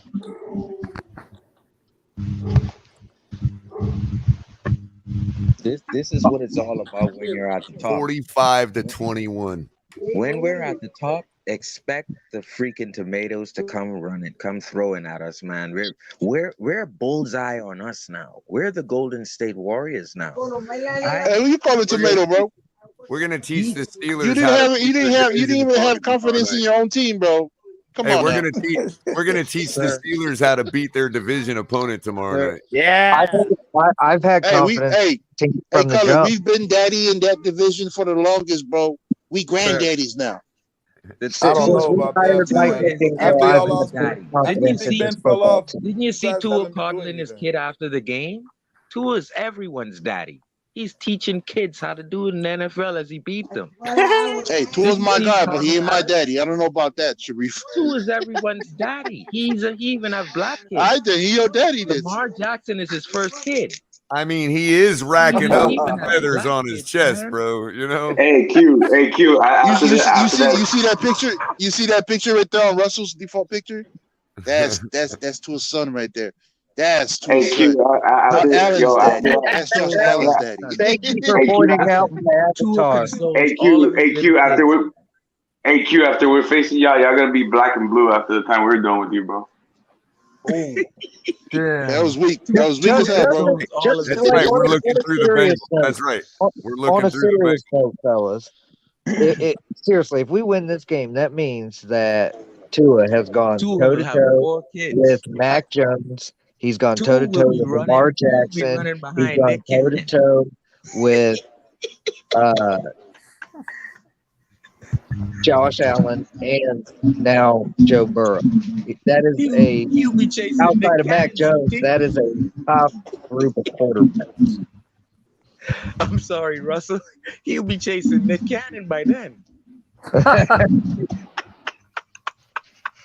He loves so many kids around the AFC. Tua will console him. After the game, Tua consoles his kids, though. We're playing the Browns this season, right? The pressure again, just like last week. The pressure. Tua's gonna have so many children. He's gonna be like Old Man Johnson with all them kids running around out there. Freaking look how many Johnsons. He'd be like Old Man Johnson when it's all said and done. That guy fucking bred like a son of a bitch. Johnson. Like Antonio Cromartie, bro. He'll be like Uncle Reed. That's right. He gonna have grandkids. Like he gonna have a million kids. He's gonna be like on a farm somewhere. Like what's his name was the singer? Goddamn the dude. Who am I thinking of? Shit, Color. Dig me out of this one, Color. What's his name? Rockstar. Yeah, that guy. Damn it, dude. Oh man. Cap, can you do me a favor? Is there any way that we could pull up the schedule and take another look at these games and maybe see what at our schedule? Yeah. Yeah, I'll pull it up. Give me. That'd be dope. I kind of want to run back through What's these going games. on, good people? Where we're at So right where's now. Mac and the Browns this year? Yeah. They're not even going to have Deshaun Watson. No, and Jacoby Brissett is not going to be in Miami. I'm sorry. Everybody can say what they want about that dude. He's still hot garbage. Bro, I hated him in Miami. Oh my God. Listen, Belichick is still getting child support from Tua for Mac Jones. Okay, 4-0. Damn. Oh my God. I'm telling you, he's got kids. He don't have no kids. Listen, Section 8. He has no kids. I'm sorry. He has no kids. Get the whole damn Brady bunch. Hey man, Hey man, I said this beginning of the season. He needs to show me 3 more games how he played in Baltimore for me to give him some credit. I personally, honestly, if you look back at the film, you could see that he had left off where he's finished in Baltimore. Throughout that game when he was on the field, he's gone to another level. Tua has found himself. Tua is somebody's stainless steel refrigerator is floating down the road, man. What? Somebody's stainless steel refrigerator is floating down the road. Oh shit! Really? Bro, you seriously? You serious, Cody? Yeah, yeah. That is funny as hell, bro. That's funny as hell. That's funny as hell, bro. Color, real quick. I sent you the co-hosts. If you could get, did you get it? Yeah. I gotta jump out and get it. Hold on. All right. Let me make sure the email's there first. Hey, prayers out to everybody in the Hurricanes path. Like seriously, man. I hope you guys are safe, man. Fort Myers, so I'm a little worried about it. Yeah, it's getting rough in some areas, but we are Florida people. We shall endure. Yep. That is our deal, man. We ain't going nowhere. We'll ride this mud out. We ain't got north houses for vacation time and shit. We got to just ride it out. That's how it go. What's up, Kev? What's up, everybody? I got the power. What's up, Color? What's up? Oh, nice. What's up, everybody? Hey, just man. Ready for this game. Ready to pull it out. What up, bro? What up? Getting mad at me. 5. Oh, by the way, guys, the whole entire panel is about to annihilate itself. We've got both Qs up here right now. I'm not delusional Q. I'm the real Q. But I think if you all meet, like if I put your windows next to each other, the entire panel might annihilate it. So look, Capitan just did it. Everybody duck. Run. I'm the real so that Q. was Q. So that was Q that was responding to me. Hey, Q. I feel this. What up, baby? He needs to have more games. He don't need to have 6 touchdowns, 600, 400, 500 yards. I just want to see more consistent play how he's been playing. I personally let me tell you something. Let me tell you one of the difference into his game that I've noticed. There is no question in your mind that when he's behind center, that he cannot march down that field and score. Agreed. Every time Tua's on the field, you can actually feel like, we can score, right? At no point Sunday, right? At no point Sunday did I actually feel like the game was out of hand, like Tua wasn't going to do what he needed to do. Yeah. But I tried to point that out, Color, all preseason long. Watch Juszczyk, watch Kittles. It's under I formation. That means Tua is under center. Nobody paid attention. His best formation is shotgun. When they run the RPO offense, that's when he had his best center. this I think season. Tua scores like 20 points a game under center in play action. Tua has scores the I don't know about that one. Sometimes I just wish Coach Mike McDaniel would just let Tua drop back and just analyze the field. No scheming, no nothing. Just drop back. Run routes. I actually think Tua's been very good. Wait, I actually think Tua is very good under center when he is playing out of I formation where he has his back to the basket where he's got the play action. Good in the shotgun, good in RPO. He's actually become a better drop back passer without just the whether he's in the shotgun formation or he's just alone. Facts, bro. I've noticed that, but it's a big improvement. Out of play action, Tua is like over 370 yards. So he's able to fake you, get the safety to use his eyes, and then burn you. And that's out of play action. Now, my thing is this. I've heard EM say this. They should have put Tua under center. No, I've heard TD say this. They should have put Tua under center year 1. And I think now in year 3, we're seeing the fruits of Tua under center. He's leading the league under center, play action. He's leading the league, the entire NFL. He's leading the league in a lot of things, or at least in the top 5. I don't know if y'all right now. Currently, Tua is playing at the elite level that no one was really expecting, except the people who truly was seeing this for him. I said it from jump. Come on now, Russell. I said it from jump. Tua and expecting are 2 different things, man. Hey, no, I said it from jump that Tua would prove his ceiling would be a top 7 quarterback in the NFL. Right now, he's definitely above that. So he has to keep it consistent. I think he will. I think that's going to be the biggest turning point. That's all I want. Just keep it I think consistent. he's found his consistency. You can kind of see it in his. You can see it the way he plays. Has me to the point where I believe he will be consistent. Where I can say I believe he will be consistent. You know what I mean? Like one more big game like this, where you got to beat these guys. It can put us in such a good place for our season. You know, it's another. I have a feeling we're going to be another one of our Achilles. It's another one of our Achilles that we can't really. We've never been really dominant on Thursday nights. But I have a feeling like all season long, guys, we're gonna be saying just one more win until we're undefeated. No, this one does it, bro, because this one is 4 in a row.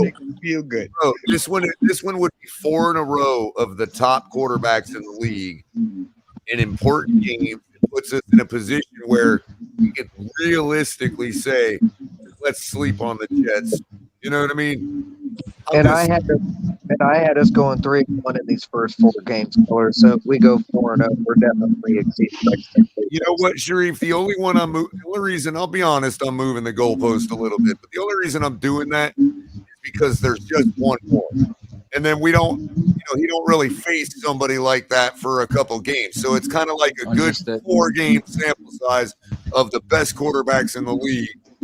And if we're 4-0 coming out of that, then we've got a better quarterback than all those guys. How could anybody argue it? You know what I mean?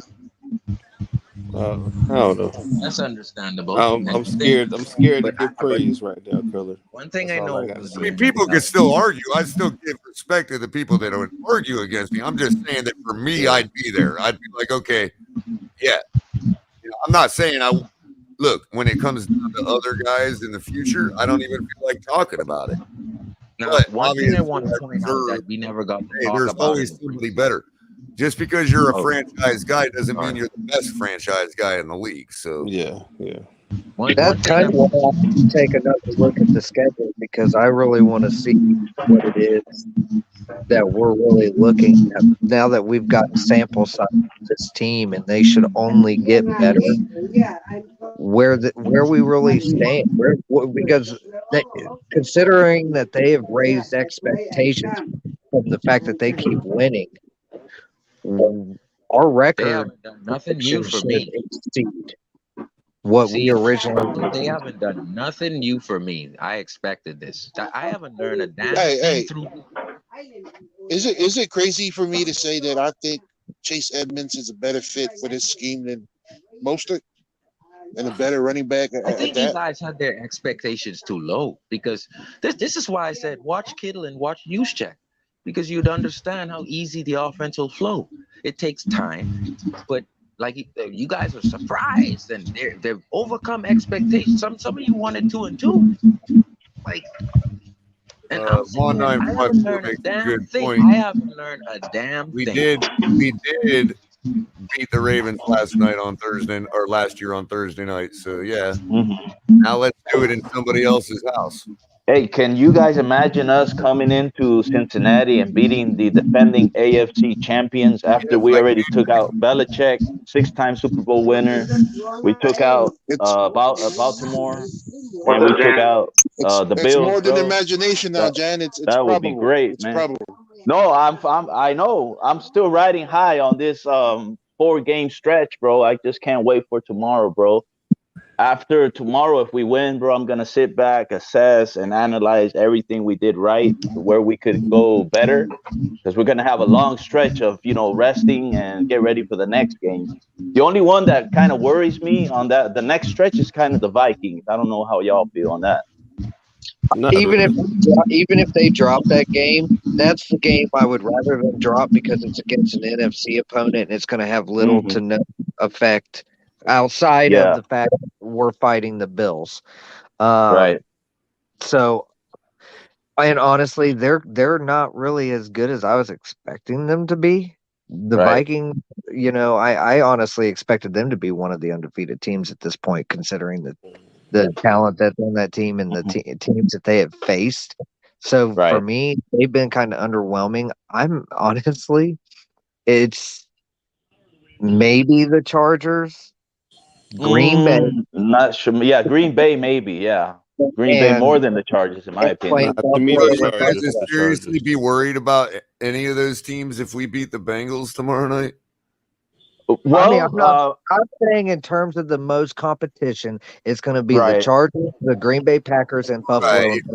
At that point, at 4-0, we have to assume there's no indication that we're going to stop executing. No, I agree, Color. Honestly, I think we beat Green Bay. If we execute, we can beat anybody in the league. So. Oh yeah, for sure. But here's the other side of the coin, though. Go ahead. Go ahead, Sharif. I just wanted to say I don't think it's realistic that we can sustain this type of level of execution. I guess that's where the fear should be at, Jan. Like, if the fear should be in whether we stop executing, because if we do stop executing, everybody in the league we should be afraid of. So you have the team. Executing. Real quick, Color. Like that means that you're denying Mike McDaniel's ability to coach this team and maintain them well prepared for every game. And he's, how he's speaking on execution. Speaking on execution. How did I deny Mike McDaniel? No, nobody's doing that. Nobody's doing No, that. I'm not saying you're denying it, color. I'm just saying if you're. Yeah. Stop. This question is for Irving. How did I just deny Mike McDaniel? No, I didn't say you denied Mike McDaniel. I'm just saying if you're using the logic that Jan was using and Sharif that you were countering to, then they would be denying Mike McDaniel's ability to have this team well prepared. Well, yeah, and I predicted that to happen. Yeah, absolutely. I get what you're saying. Sure. There's no perfect team, bro. Every team loses a game that even. You're wrong. Well, the 72 Dolphins. Yeah, I agree, but that's like 40 years ago, bro. But I know who Mike Applebaum is. I know who. 2,000 years ago, there was a perfect man. Does that? I know who Darrell Bevel is, but I know. Well, who that too, Darrell but he Bevel was is. not from this world, man. He went somewhere else, man. That was witty as shit, bro. That was witty as shit. Fellas, I've got the schedule pulled up, so let's do this one game at a time and see what Let's do it, baby. I'm still riding high for this Thursday, man. Let's go. Let's focus on Cincinnati because someone will get hurt next week, and we don't know that. So I don't like to go. Hold on, guys. If we win Thursday, at what game are you going to start talking 20-0 if we're still winning? I won't talk 20-0 because in today's paradigm, it's likely that we'll rest a bunch of people after clinching the 1 seed, and we'll probably drop a game there. I don't think he's ever going to go perfect ever again. I think we're going to be alone and the team to ever do it. So, unless the team we face is so bad that our scrubs can beat them, you know what I mean? All right, so we've got the Bengals. We're just going to say win or lose, one at a time. If you don't play color, my two matchups. Mark me with a W, bro. My two matchups hey guys, for the somebody's getting Bengals, feedback. I think. If you guys aren't saying anything at the moment, just mute yourself for a second. Yeah, please. Two matchups that I see the Bengals automatically losing soon as the gun fires. Their offensive line and definitely the matchups between the cornerbacks and the Eli Apple. Is it Eli Apple color? Yeah, the cornerback for the Cincinnati Bengals. Yes, the cornerback, and they're gonna lose battles because one of them because of their mouth, and then the offensive line is gonna lose their battles between Ingram and Phillips. That's two matchups that automatically we win, and I don't know what's gonna come out of it. But those two matchups, Cincinnati what about the front? Win. Sharif. Let's not forget that the Cincinnati Bengals, they got a heck of a front four. Hendricks. Who do they have? I'm afraid of Hendricks. Their front four is not really there right now. I'm only afraid of Hendricks. That's it. So they got they got Hubert too, though. So does everybody believe the Dolphins win this weekend? Yeah, bro. Mark me with a W. I'm riding high with this 4-game stretch, man. Give me another W, baby. The next game is against the Jets. At the Jets. Listen. I'm taking the Dolphins because if you neutralize Burrow, he can't get that ball to his playmakers, and that O-line is not protected. Agreed. Yes, I see this one more like that Mac Jones game, the first game of Eli the Apple season, has bro. to answer to Tyreek Hill, so I don't think he's gonna win that matchup. Right? He ran his mouth. See? No, I think it's unanimous. Even if he had Tyreek Hill on lock, we have Jalen Waddle able to break out and do whatever he wants as well. I'm telling you, Tyreek is gonna score on him. He already said, "I got you." Bro, y'all gotta give some love to my man Craycraft, bro. It's Craycraft. Show that man some love.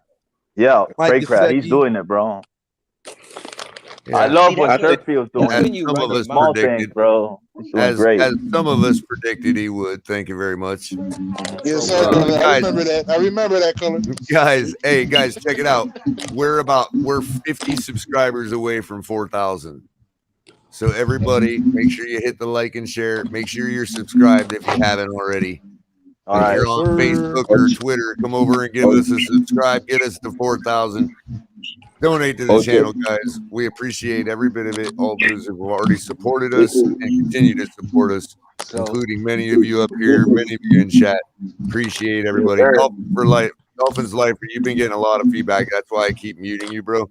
So just Make sure you're muted if you're not saying. Let's show the love here, man. Hit the like, the tailgate that never stops, man. You got it. You got it. Now, I'm going to probably go for a little bit while longer, maybe another 15 to 30 minutes, because I got to do a show tonight with Miss Fins. All right. But so I could do my final thoughts, Carl. We're good. We're not that close yet, Sharif, but go ahead if you want a thought. My thought is I'm going to go right to prediction. Well, only one thought only, right? 38 to 10. That's it. Any more thoughts is going to cost you. 38 to 10. Go ahead. And the reasons are what I mentioned. Eli Apple ran his mouth, so the cornerbacks are going to have problems. And then they cannot protect Burrow. So those two matchups we're going to win. And 38-10. I'm going to fins up, guys. Fins up, love Sharif. You all. Thanks, Sharif. Let's go for another W, bro. All right, Sharif. All right, man. Take care. So here's a we'll start this topic since Tryhard7 is kind enough to donate $5. Appreciate it, Tryhard. I got Diggs over Chase. X with an injury held Diggs to 7 catches, 72 yards, no TDs over 90 offensive plays. What is Chase going to do? In other words, he's saying Diggs didn't have nothing on us. What is Chase going to bring to the table? Honestly, here's the thing about that. I don't think X covers Chase in this game. I think he covers T. Higgins. Yeah. No, you crazy, bro. X is going to cover Chase. You're not going to put a rookie cornerback, big body wide receiver. Seeing it this way, this is a weakness of ours going against the strengths of theirs. They got 3, top wide receivers. We got, only one top, cover man. And they got a top running back too. So yeah. So I see kind of that as a flaw from our side, facing their offense. But Color, Eric will get an interception from him. So Go ahead, Russell. What do you believe is more of a trap game? The game against the Vikings or the game against the Lions? Now the game the Lions is at home. The game against the Lions. If you get trapped by the Lions, then they trap themselves, because if you don't see what the Lions are doing, then you haven't been paying attention. You know what I mean? Not you personally, but just saying, like, generally speaking, see what they're doing. So if you get trapped by the Lions, that's pretty sad. Vikings, I mean, for a team like us, I think that would be a trap. But I'm not so sure people view them that way, because people are still stuck on Kirk Cousins being a good quarterback. So I don't know. No, Cousins is not good. Quarterback. Any quarterback, for me, I see Mac Jones, I see Burrow, I see Goff, I see this guy, Kirk Cousins, all in the same way. They're all not mobile. No, in this way. I haven't finished yet. In the sense that they have to be kept inside the pocket. Obviously, Burrow is the better quarterback, Cousins is better than Goff. But these guys are the ones that you have to keep inside the pocket. They can't go outside and do what Lamar Jackson or Josh Allen does. Right, Jam. Right, Jam. And going back to that question, who posed that question, Color? That question, that topic here. Oh, that was Tryhard from the super chat question. Yeah, that was Tryhard. Yeah. And this is my prediction of Chase's impact. You neutralize Burrow, he has no impact. That goes along, with all the other receivers and the running back. Yeah. But if you don't neutralize Burrow, I think he's gonna have a day. I think he's gonna have a day. But the truth, but like you said, they have issues on their test O-line, comes between Tua on the offense against that Cincinnati defense. Because despite what you think about the Cincinnati Bengals, that defense is still elite. That's what kept them in games last season in the playoffs. Hey, that's what kept them in games last season in the playoffs. No, they got hot. They just got a serious injury though in their linebacker. You can't tell me that defense kept them in games last season. I don't know. This is why they made it to the Super Bowl. I don't know, so I have to be quiet on that, man. They just got a serious injury in their linebacking group. They just got hot, bro. Stop that, bro. They got hot. They got a serious injury in their linebacking group. I honestly don't know much about their defense, bro. So I'll have to just stay quiet on this one. I know more about their offense than their defense, to be honest. Hey, fellas, Tua Tagovailoa is now ranked above Aaron Rodgers and Tom Brady in the league QB ranking. So so basically, to answer your question, Russell, the real trap on our schedule, a real proper trap, is going to be like the Houston Texans, because they're the type of team that, they consistently prove that they're not a contender, but if you sleep on them, they do have the ability to beat a team. So we played them at home November 27th after we played the Browns. So I believe that's week 11. Hey, pardon the interruption, guys. I gotta go. Thanks for having me on. It was a great conversation. Bro, you be good now. Take care. All right, man. All right, Color. All right, y'all. All right, Jan. Appreciate it. All right, man.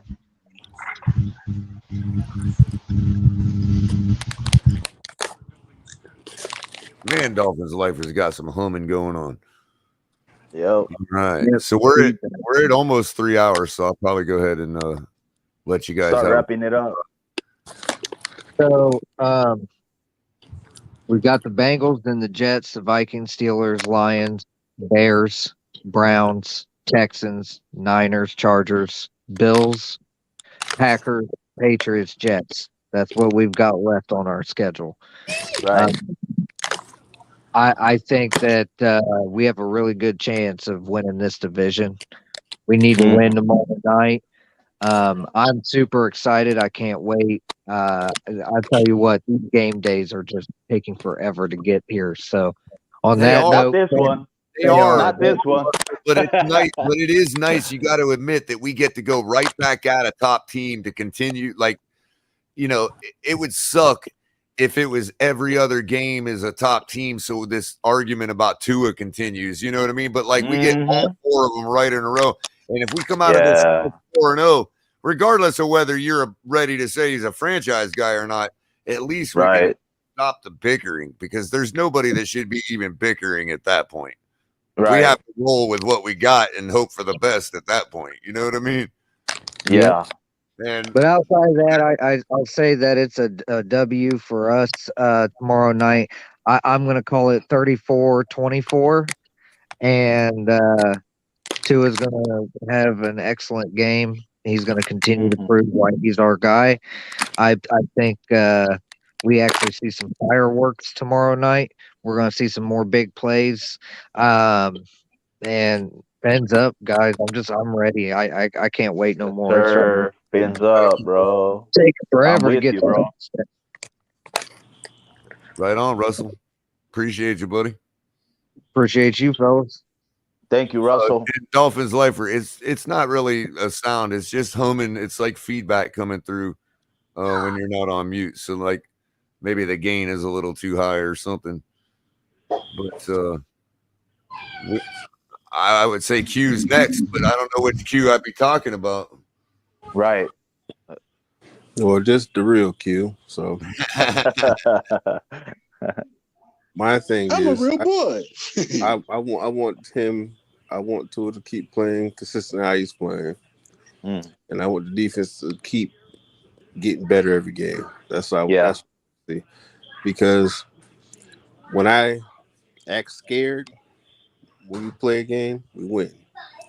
And this was a couple years ago and last year when I was alive, man, shit, we might lose, and we're going on the 7 or 6 game winning streak. And I want to go on the 20 game winning streak. So I'm going to be negative every time I come up here. That's my superstition. So hey, that's okay, man. So I want them to win every game. Okay. We got to get, people don't understand. We allow the negativity around here because we got to exercise the negativity, and you got to get it out. As long as they don't get to me, I'm good, bro. I haven't felt that negativity come inside me, bro. So you're good, bro. No, I'm more. It's me. I'm being more honest because I don't want to hear people saying he's the GOAT now, and I'll say, dude, it's really off one game. He played really well in one game. I'm with you. He's been steady Eddie Tua. That's what we know Tua as, steady Eddie. So what you're trying to say is that you're being realistically speaking right now. You're not overly hyped yet, and that's cool, bro. That's totally acceptable, man. I feel you, bro. That's what's up, man. I want to see it for the full season. Yes. That's what I want to see. I don't want to see a couple games here, games there. Right. I want to see the full season. That's fair, my man. I already know what the defense is going to do because it's the defense. Floor is built, and floor is, Yep. Yeah. And that's what I was saying. We didn't have long to wait. We only have a 4-day turnaround to see if he can continue it. You know what I mean? Yeah, man. Tell me about it. I thought, and to Russell's point, the days have been dragging, and I thought it was feeling like that yesterday, but man, no way. We're playing 27 hours from now, for me it's great. It's been a great experience. I haven't felt it that long, actually, bro. We play Sunday, and today's Wednesday, bro. We play tomorrow, guys. Tomorrow's game day, baby. And real quick, hold on, real quick, Q. Thank you to Try Hard again for the extra $2 donation. He says, "There you go. It's going to be another heart attack game, overtime win." Hey, might be. No, appreciate you with the donation, and also, Jonathan. I'm guessing Jonathan, the only Jonathan in chat right now is Jonathan Clark, and he sent myself a personal donation of like $5. The message came through twice, so it might be $10, might be $5 twice. But I wanted to thank him personally for that as well. Awesome. He was thanking me for great show hosting, so I want to return the thank you. Yeah. And let's see, we got Q wanted to go next, right? The other Q. Yes, sir. The one and only Q. The original Q. Here we go. I've been here longer than you, man. I'm a real Dolphins fan. Okay. I side with Q. I side with Q, Dolphins fan every day of the week. Hey, how old are you? How old are you? No. You be a Dolphins fan. Hey, the Q said I'm a real Dolphins fan. You're crazy, man. See, I'm almost 40 years old. I've been the Q longer than you. Oh, you the old Q then. I'm the new Q.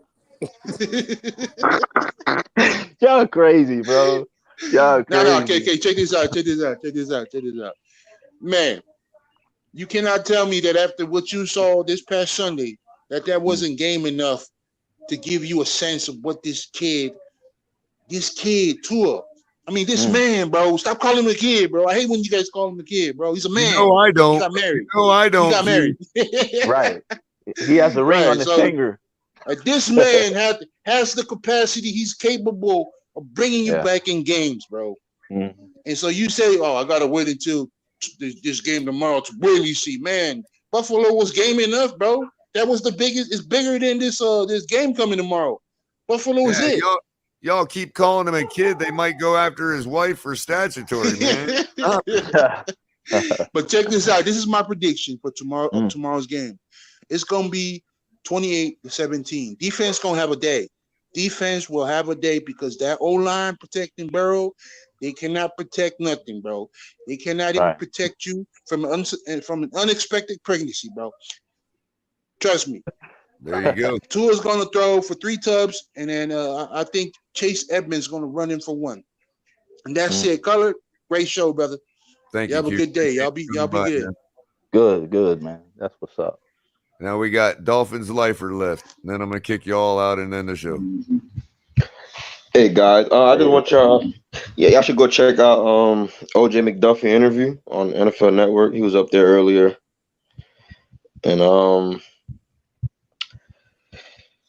for the Dolphins, I just for the defense, I just want us to get off the field on 3rd down. Mm-hmm. And I heard y'all was talking about the Higgins matchup. I think X should go on Higgins because Higgins is their biggest receiver. And my prediction is 24-17 Fins. Okay. For tomorrow. So see, I'm liking these realistic score wins. You know what I mean? Yeah. Yeah, I mean we have you got to respect their offense as well too. You know what I mean? 45-21, man. You know what I mean? So hopefully, you know what I mean, we'll come out with this victory. I'm gonna be at MetLife. I'm gonna be at that MetLife takeover. So hopefully, I'm leaving MetLife 5-0. You know, so yes, sir. So y'all have a good day. You know, so hey, don't kick me out yet, Color. I need to give my final thought. I haven't done it. I thought you gave it already. I'm sorry, James. Nah, we good. All right, guys. Enjoy the rest of y'all Wednesday. Thank you, bro. All right. Okay, can I go? Or you all right? You got it, Dolphins lifer? That cover you?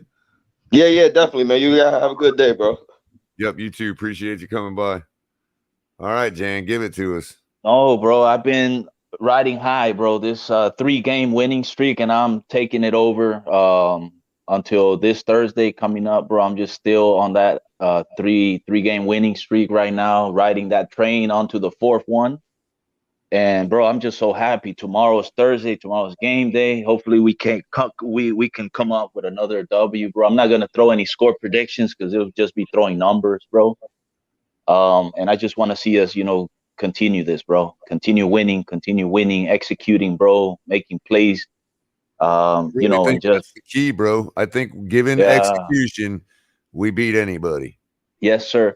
So yeah, that's all I'm really hoping for, that we can, after the game, come back in here and continue talking positive, bro, about the Dolphins as a whole, as a team, bro, not just as a one person, game, and just continue taking this forward, bro. It's a long season, and this is a great way to start it, bro. So hopefully tomorrow we'll be 4-0, baby. Right on. Fins up, guys. Yep. Thanks, Jan. Appreciate you, man. Thank you. I appreciate you, bro. Thank you. All right, Russell, you're last, but I'm gonna keep you up here with me to end the show because I really like your avatar, man. Yeah, I had to switch it up. I think it was time to show the big dog in this division, and no matter if we win, lose, tie, next time we play that team, I don't think it's going to matter. I think this team takes the division. I was really looking at a 12-5 wild card team, a top wild card team, of course, and us having to go in. I'm now looking at this team. Oh, ye of little faith. And that was my before the season started prediction. 12-5 was still and even at 12-5, I had this team going to the AFC Championship game against the Buffalo Bills, mind you. And now I see this team no less than 13 wins. I can almost see us getting a number 1 seed, home field advantage, bye week, the whole 9. And if that happens, it's going to be lights out because Russell, remember what they all say. First of all, we're undefeated until we're not. Don't matter what the sample size is. Yep. And secondly, we're the number 1 seed right now until we're not. Exactly. Because realistically, okay, and this ain't no pipe dream or nothing. And look, the Chiefs face who did the Chiefs face this week? They played Tampa Bay and Buffalo Bills. So that's a possible loss for them. Who's Jacksonville playing? Well, they're always a possible loss. Okay.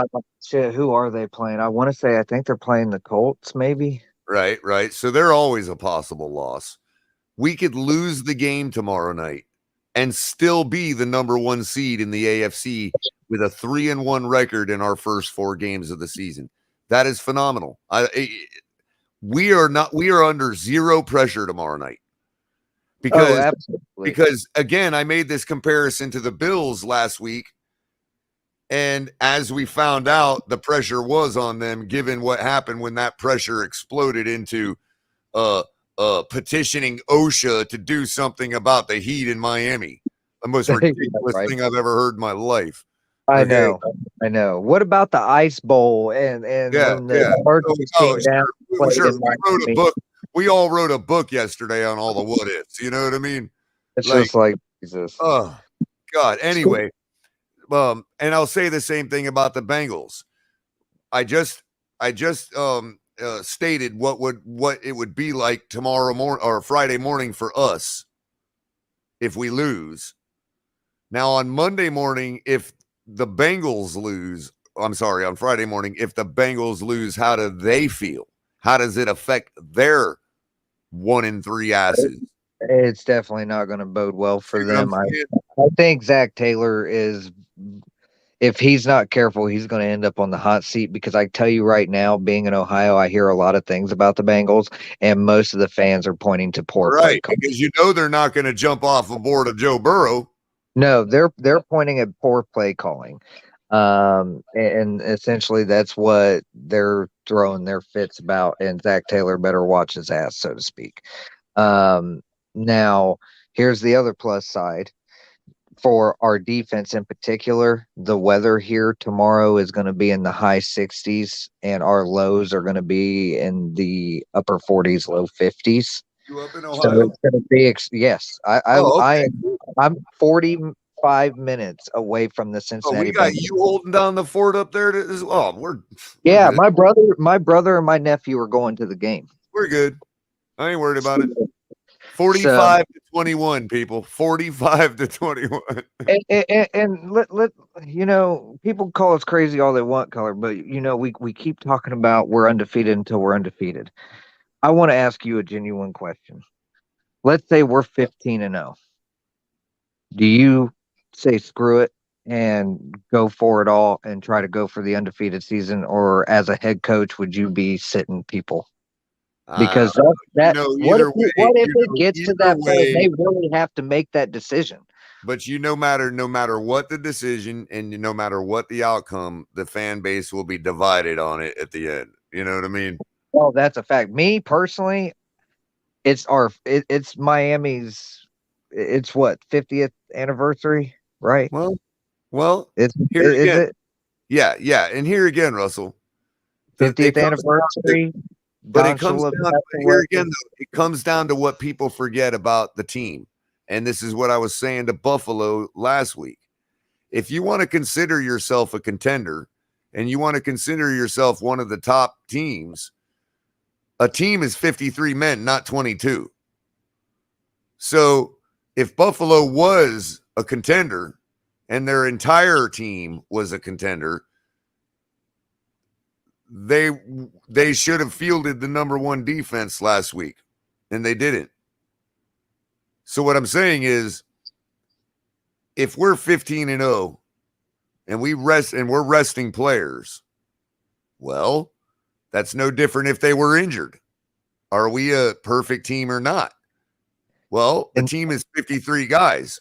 So if we rest a bunch of guys, effectively creating our own injuries, then those guys have to step up. And if they can beat the last two games, we can win the last two games, then that's our entire team contributing. One last question that ties into all of this for you. If we are 15-0 and we do sit our starters, who are you starting at quarterback, Skyler or Teddy? Because I'm starting Skyler. Oh, at that point, oh God, there's so much that could happen from now until then that it's hard to make that prediction. I know it's all about the crystal ball. I know it's a lot of what ifs. I know we're not there yet. It's just, let's face it. Tua could go down for a minute this season. Teddy could come in and ball out for all we know from now till then. I personally, I don't see that. Well, maybe you don't, but let's say he gives us a good performance. Tua comes back, takes us the rest of the way. Now we're faced with that the question you just asked. Yeah. I think it would be quality time to get Skyler some game experience without it affecting the team. Yeah, I would. That's the default decision I think I'd probably make. Yep. I mean, it makes more sense in that aspect. If he's going to be your backup in the playoffs, then you want to have him game speed ready. Sure. And that's not necessarily a bad thing. See, I really hope this team can do what I think they can do, because if so, they're going to shock the world and they're going to shock their fans, because I think this team's I think they're a lot better than people realize. Yep. Now, if you're talking about getting that monkey off our chest about when we lose or, whatever, we might actually be better off losing. Not, God, I don't want to say that because you know how I'll get clipped, man. You know what I mean? But you get what I'm saying. Like, if the worst happens tomorrow night, we're still, again, if the right people lose, we're still in command position in the AFC, and now we've got it off our chest. You know what I mean? You know, even if Buffalo In a wins, week we where it still doesn't hold hurt the us as bad, tiebreaker. you know? I mean, Even if we lose and the Buffalo Bills win, we still hold the tiebreaker because we're both 3-1 and we beat them. So we're still number one in the division. Still be in command, right? And that's the thing. It's like, when do you want to lose? If you ever did want to lose, if you were able to choose your losses, let's put it that way. Tomorrow night, we'd have all kinds of excuses. Look at Mark helping us lay them out. The quick turnaround time, all that stuff, right? We've got all the excuses. It doesn't kill our season or our position per se if we lose. You know, so if you're talking about getting that monkey off your back where it's, oh, when are we going to lose? I mean, I don't want to say it, but you know what I'm trying to say. Yeah, I get it. I mean, maybe it would be better for the team. 21 Miami. 45-21 Miami. I'm at least saying they're putting up 30 plus. Especially if this defense plays single high safety and they play press man coverage, they're going to get 8 up. If they do that, then yeah, they're putting up a 40 burger. Right. And because I lied to you, Russ. I lied to you. You're not getting the final thought because Batman just showed up and we got to give him a What's up, Batman? I got to get going anyway, brother, here soon. All righty, Russell. Appreciate you coming by, man. Thanks, brother. Same to you. Thanks for having me. All right, guys. All right, Russell. It's good, Batman. I didn't know you guys were doing a show, man. I just finished Steven's show right now. I just finished the show from this morning. Yeah, we kind of it was up in the air, but we wanted to have a panel show sometime before the game this week. How's the weather over there? It just started raining right here in Pompano. Not bad. We've actually been dry here for a few hours, but we were dodging a few tornadoes last night up this way. I'm sure you guys were down there too. Yeah, we got a couple tornadoes too, man. But and that threat still exists as it continues to move in. I know, and I got to drive back home. It's an hour drive. I'm getting off of work in about an hour, 20 minutes, and then I'm going to be in the heart of this whole thing, driving home for an hour. Where are you headed from? From Pompano Beach to Miami. Oh, okay. Yeah, be safe. Hopefully it's not too bad. We're still going to get some good gusts, man. You know what I mean? Yeah. What was the topic of conversation today? The game. About the game? Yeah, pretty much. Yeah, we got the record predictions tonight. You got what? Score predictions for the game are tonight. Nice. Oh, nice. You got me down for 45-21, right? Nothing yet. It's going to be tonight. In case I don't make it. It's going to be tonight.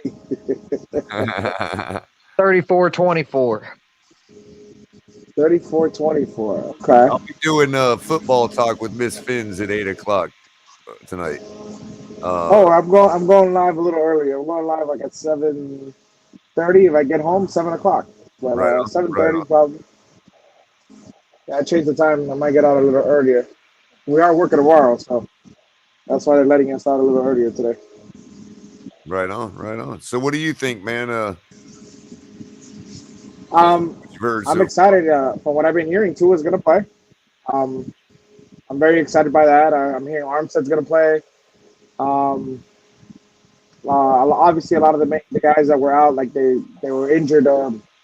X is going to play. Javon Holland's going to play. I heard there's a possibility Raekwon Davis is going to play. If you can play and I can play, we all can play. Yeah, that's the way to do it.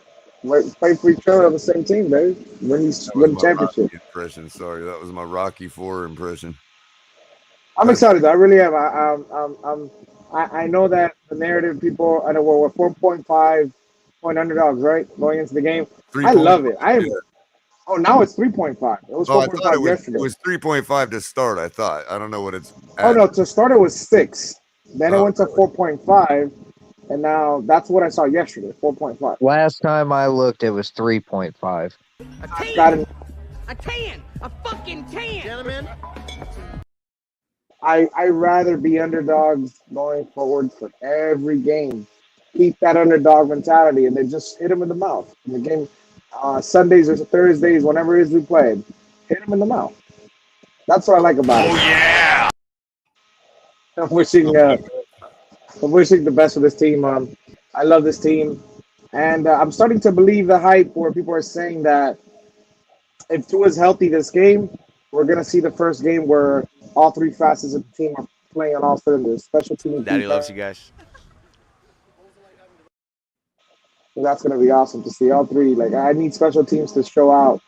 Good kick return game, be able to stop people as well. Special teams.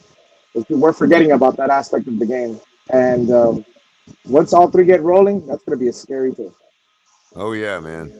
45-21, Miami. Oh, did you hear that earlier, Batman? I looked at the numbers, bro. Did the math on my trusty calculator over here.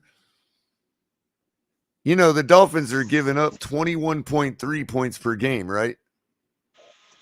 Okay.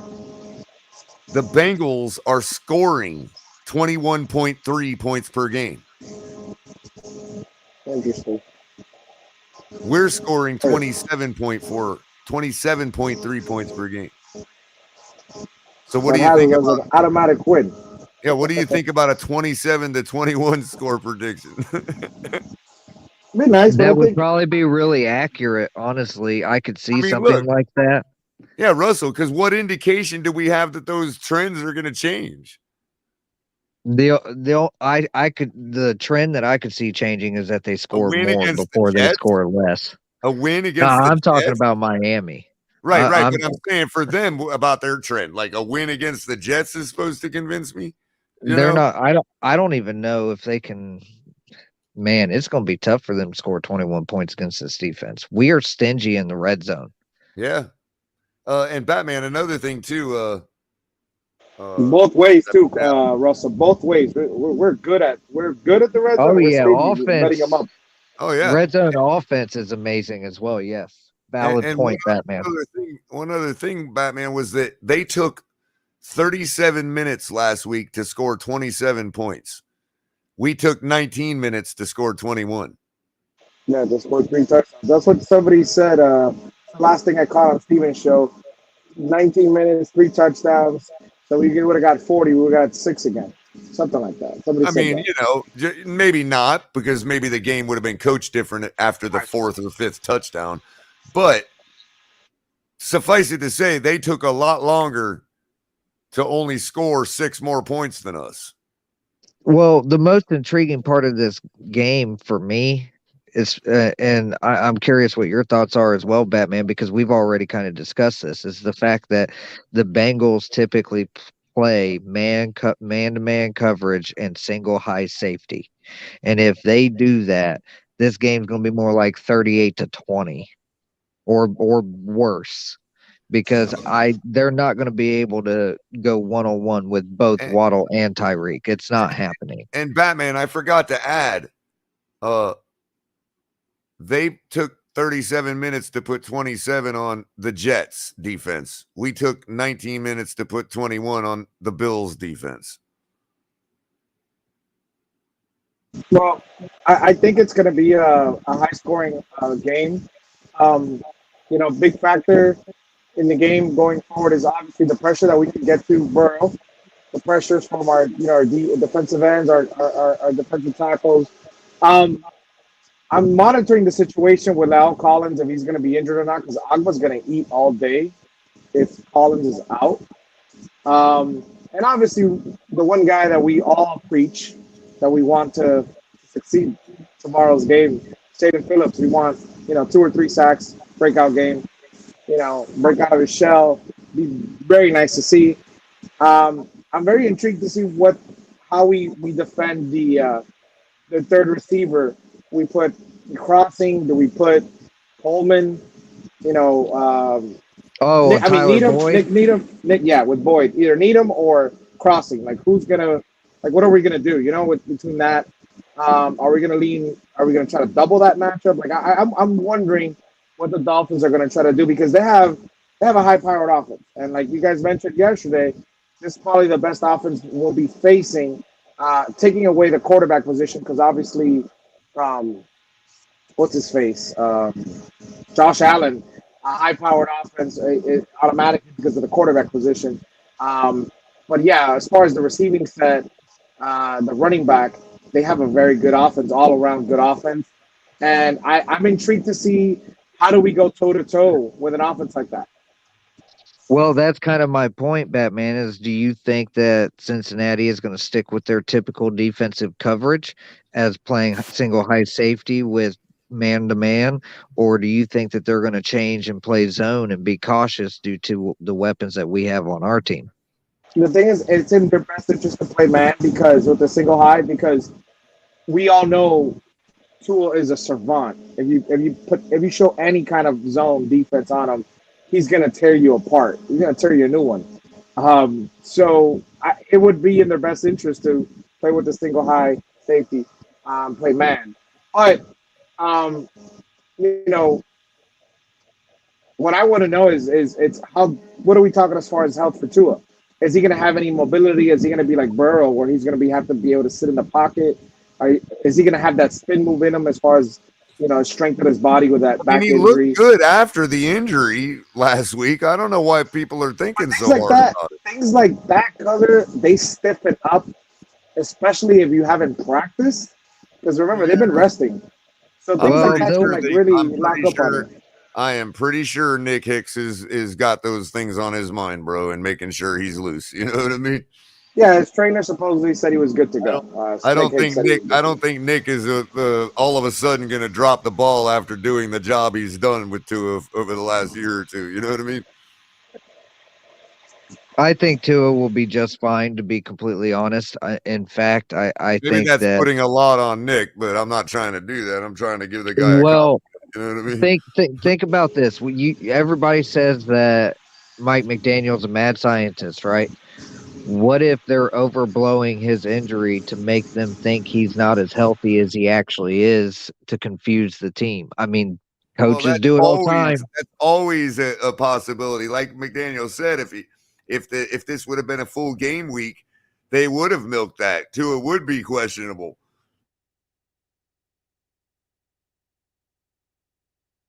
So that's a lot of water. Well, the lake over here is flooded completely. It's almost gonna go up soon. By the end of the night, it's gonna go up.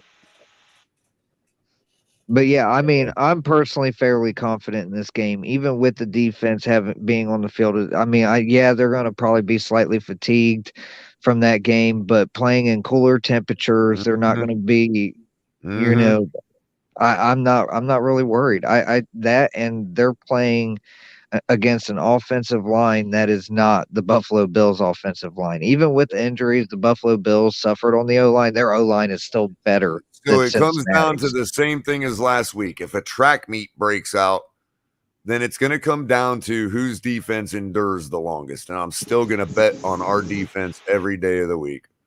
Damn right. What are their numbers? What are their numbers as far as defense? What are they letting up, like average? They're 32nd and went out points per game. Yeah, like their points per game on average. Let me check. They're allowing. I'll do the math real quick. Hold on. Let me pull their page up real quick. Didn't you say it was 21? No, they're giving up. They're scoring 21.3 a game. Batman was asking how much they're giving up. Oh, okay. I'm looking. In terms of the Bengals defense? Yeah. Yes. Oh, okay. I got you. I thought we were still talking about Miami. Okay, so are you gonna end up? Are you still gonna end up going to the game? Math right now. Hold on. We're gonna do the math right now. So they gave up 23 to the Steelers, 20 to the Cowboys, and 12 to the Jets. About 17, 18. 18.3. Okay. But they just lost a big important player as to why they're doing that. DJ Reader. The center? No, their defensive tackle, DJ Reader, will be out of this game. Oh wow! And he's their main run stuffing presence on that defensive line. So honestly, I wouldn't be. This could go so many ways because Tua could come out and light them up. because all they have in the secondary, in my opinion, is Jesse Bates. Or they could take advantage of that depleted D-line and maybe establish a damn run game for the first time. Like legit run the ball down their throats type of game, like 30 times. Does that happen? Don't know, but That's this the would only be a thing we game haven't to take seen advantage. yet from this offense, and it's a possibility. It's the only thing we haven't really seen, like full-fledged know. run game.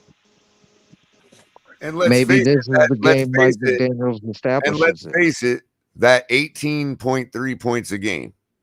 Do it. you Is think against that would city be offenses. Do you think that that's what their defense would be giving up if they would have played the opponents we've played the past 3 games? No. That's all you need to know. They played the Jets, played the Steelers, Jets. and the Cowboys. Oh man, that's Q Steelers though. We can't talk negative about Q Steelers. Yeah, but it's not like the Steelers are matching us in point production. No, they're averaging like 20 points a game. I think they average less than the Bengals do per game. And the Jets certainly ain't. So I agree with Russell at 72. Just run this game. Let the defense rest. So let's run the ball.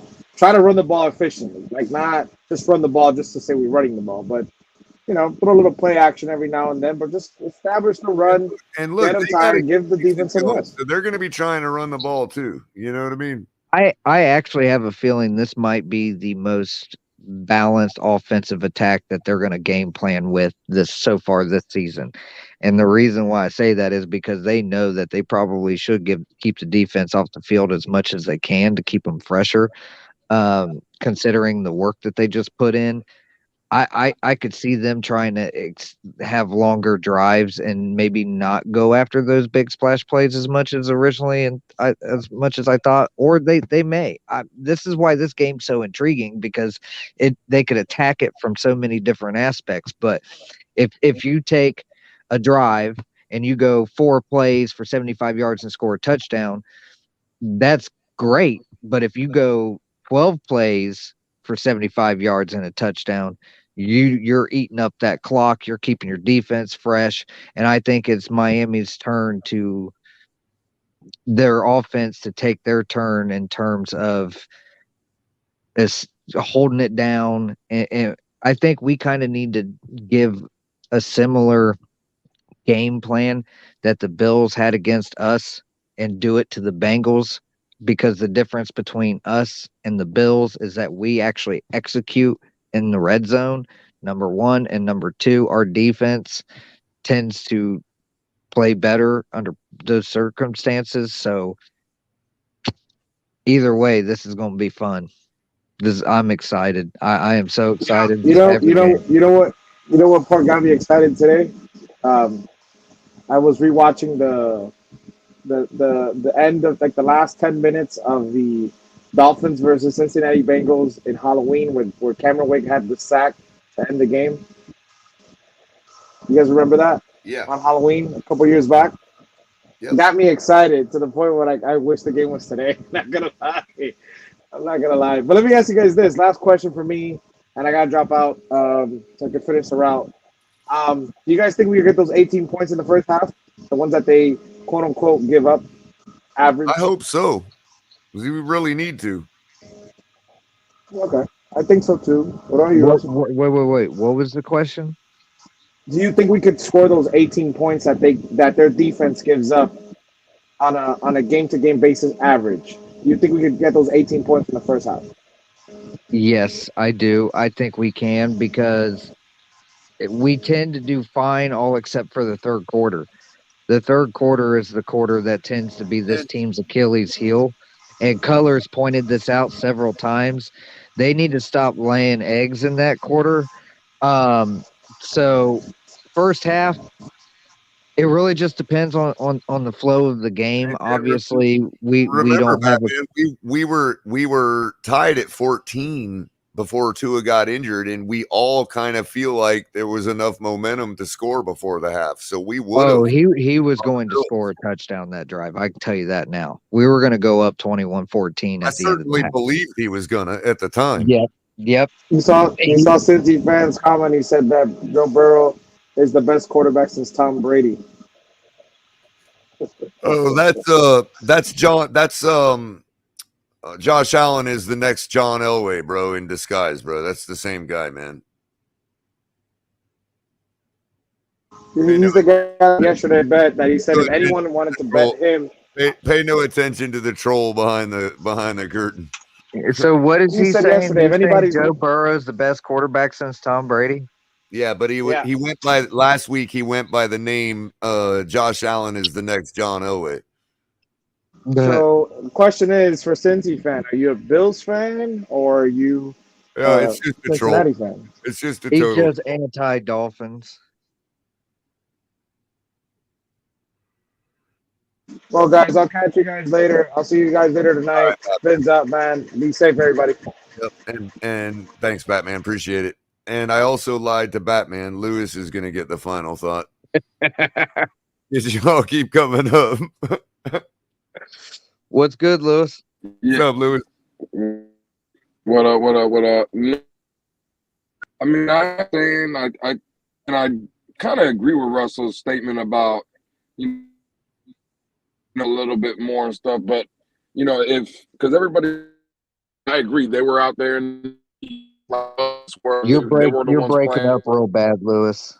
Yeah, we're getting you a little choppy.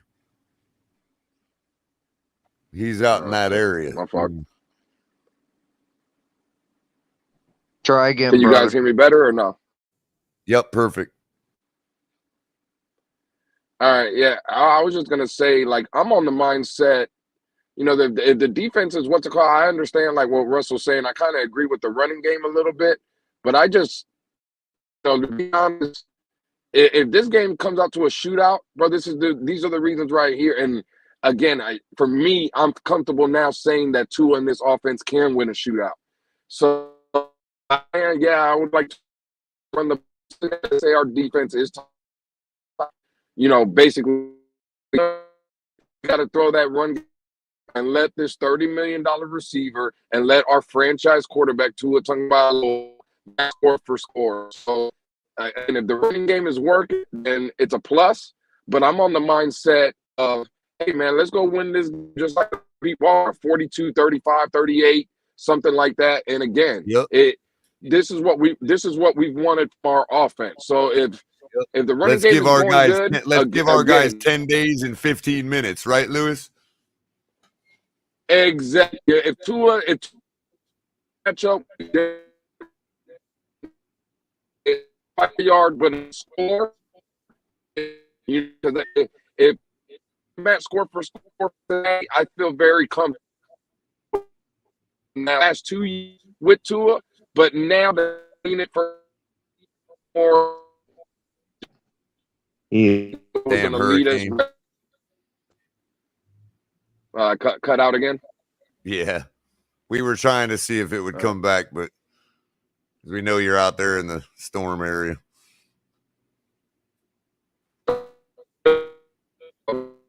You Geller, thanks for throwing this panel together and stuff, and y'all be.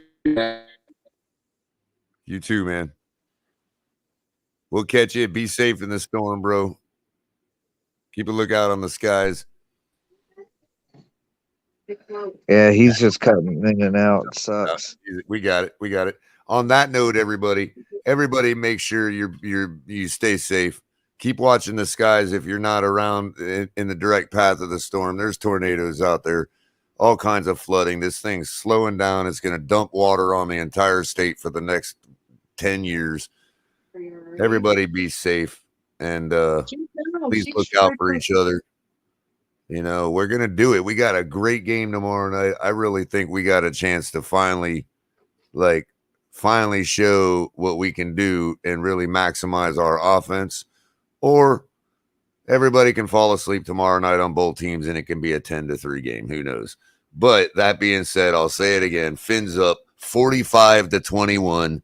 Catch me on Miss Fins tonight. Everybody like and share. Subscribe if you haven't. And as soon as I get over to my outro, I will be ending the show. Take it easy, guys. Everybody have a wonderful evening. Thanks for